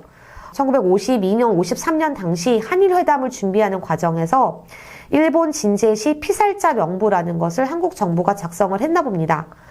이런 중요한 자료가 주일 한국 대사관의 창고에 몇 년이죠? 60년 이상 잠들어 있다가 세상의 빛을 보게 된 거죠. 그런데 안타깝게도 한 40여 분 정도의 명단밖에 실려있진 않습니다. 근데 어쨌거나 보이시는 것과 같이 본적지 등등을 알 수 있는 중요한 단초고요. 그리고 굉장히 드물지만 일본의 절이나 이런 곳에 위패 또는 작은 묘비에 피해자 이름이 성함이 쓰여 있는 경우가 있어요. 그 중에 일부는 유족이 확인된 부분도 계십니다. 그래서 이런 한 사람, 그러니까 피해자 전체 규모를 밝히는 것도 어렵지만 동시에 그 한 분 한 분의 삶을 복원하고 마지막 순간을 복원해낸다는 거는 불가능에 가까울 것 같아요. 그렇지만 그럼에도 불구하고 그분들이 누구를 기억할까라고 했을 때 가장 중심에 서야 하지 않을까라고 생각합니다. 그냥 6천여 명 숫자로 그냥 퉁쳐서는 안 되는 한 사람 한 사람의 삶이 있다고 생각을 하고요. 그렇게 하나하나 복원해 나가는 거 다는 못하겠지만 그러는 게 역사학 그리고 역사를 좋아하시는 관심 있는 분들이 좀 관심을 가져줬으면 좋겠다라고 생각하는 부분입니다. 그리고 강의를 하면서 중국인에 대해서는 조금씩 말씀을 드렸는데요. 조선인 이외에 학살, 그러니까 단순히 화재나 건물 붕괴로 그렇게 해서 돌아가시는 게 아니라 사람이 고의로 살해해서 돌아가신 분들이 있습니다. 중국인뿐만이 아니라요. 일본 내의 소수자라고 할 수 있는 오키나와인이라든가 청각장애인도 굉장히 소수지만 살해당했습니다. 이유는 일단은 그 조선인 식별법을 통해서 이렇게 막 발음하기 힘든 거 시켜봤다 그랬잖아요. 근데 청각장애가 있으신 분들은 발음도 이제 그냥 그 청각장애가 없는 비장애인 일본 사람들과 같은 발음을 하지는 못하셨을 거예요. 그러면서 너 뭐야? 발음 어눌하네? 조선 사람이야? 이렇게 되기도 했고, 그리고 오키나와나 다른 지역의 출신자들도 있었어요. 그러니까 그들이 생각하는 기준에서의 매끄러운 표준어, 일본어가 아니었던 거죠. 그렇게 해서 오인되어 죽기도 했는데 그 오인이었지만 장애를 가지고 있거나 아니면 오키나와 같은 경우는 일본 내부의 식민지라고 그렇게 연구에서 말할 정도로 일본 내에서 배제되고 소외당하는 그리고 그런 차별받는 지역이었습니다. 그러니까 일본 내의 소수자라고 할 수 있고요. 이런 학살 피해자들을 함께 생각을 해야 할 것 같습니다. 그리고 무엇보다 중요한 건 이 조선인 학살이라는 거는, 물론 다른 그 학살 피해자까지 포함을 해서 생각해보면 더더욱 명확해지지만, 식민주의와 근대 국민국가가 가지고 있는 또는 가질 수밖에 없는 필연적으로 폭력성을 가장 상징적으로 잘 드러내 보이는 전쟁이 아니잖아요. 적이 아닙니다. 그럼에도 불구하고 이렇게까지 된다는 거는 폭력성을 가장 잘 보여주는 사례라고 생각을 해요. 그래서 최근 들어 이 관동대 지진을 연구하는 그 선배 선생님들 가운데 이것을 명백히 국제적인 정의, 제노사이드로 규정을 지어야 한다. 그런데 이 학자들이 모여서 이러한 성격을 가지고 내용을 가졌으니 제노사이드라고 규정 짓자라고 한들 이게 그렇다고 무슨 국제법정에 이게 안건으로 올라가서 뭐 가해자 처벌을 되거나 뭔가가 보상이 이루어지거나 그건 또 별개의 문제인 것 같아요. 하지만 제노사이드라고 얘기를 했을 때 이게 단순히 일본과 한반도 물론 지금의 북한도 포함을 해야 되기 때문에 한반도만의 양자 간의 문제만은 아닌 거거든요. 피해자가 다양해서 뿐만이 아니라 이러한 제노사이드, 특정 민족, 특정 종교, 특정 지역 등등을 그 속성을 이유로 집단 절멸을 시키려는 행위를 제노사이드라고 한다면 이것도 거기에 포함을 할 수 있고, 그랬을 때 저희가 제노사이드라고 딱 떠올릴 때 대부분 딱 떠올릴 수 있는 유럽 국가의 비유럽의 식민 지배 또는 전쟁을 했을 때 집단 학살을 했던 거를 제노사이드라고 떠올릴 텐데요. 거기와 함께 논의를 했을 때 조금 더 이 조선인 학살이라는 거를 특수한 사례가 아니라, 양국 간의 특수한 사례가 아니라 조금 더 보편적인 시각에서 다른 나라들, 좀 더 넓은 시야에서 같이 논의를 하고 어떻게 하면은 이 역사를 잘 극복하고 그리고 이 역사를 잘 기억하고 전승하고 남길 수 있을까를 고민하는데 도움이 되지 않을까 앞으로라고 생각을 합니다. 네. 그렇게 된다면 가장 첫 번째 강의 때 말씀드린 것처럼, 그러니까 일본이 나빠, 그러니까 일본이 반성하면 돼 뿐만이 아니라 이때 100년 전과 같은 똑같은 집단 학살은 아닐지 모르겠지만 소리 없는 학살, 피가 없는 학살이라고 해야 되려나요? 그 인터넷상에서 많이 벌어지고 있는 한국의 현실 또한 돌이켜보면서 이 역사가 주는 현재적 교훈 을 한번 생각해 볼 수 있는 그런 강의가 되었다면 감사하겠습니다. 이것으로 강의를 마치겠습니다. 감사합니다.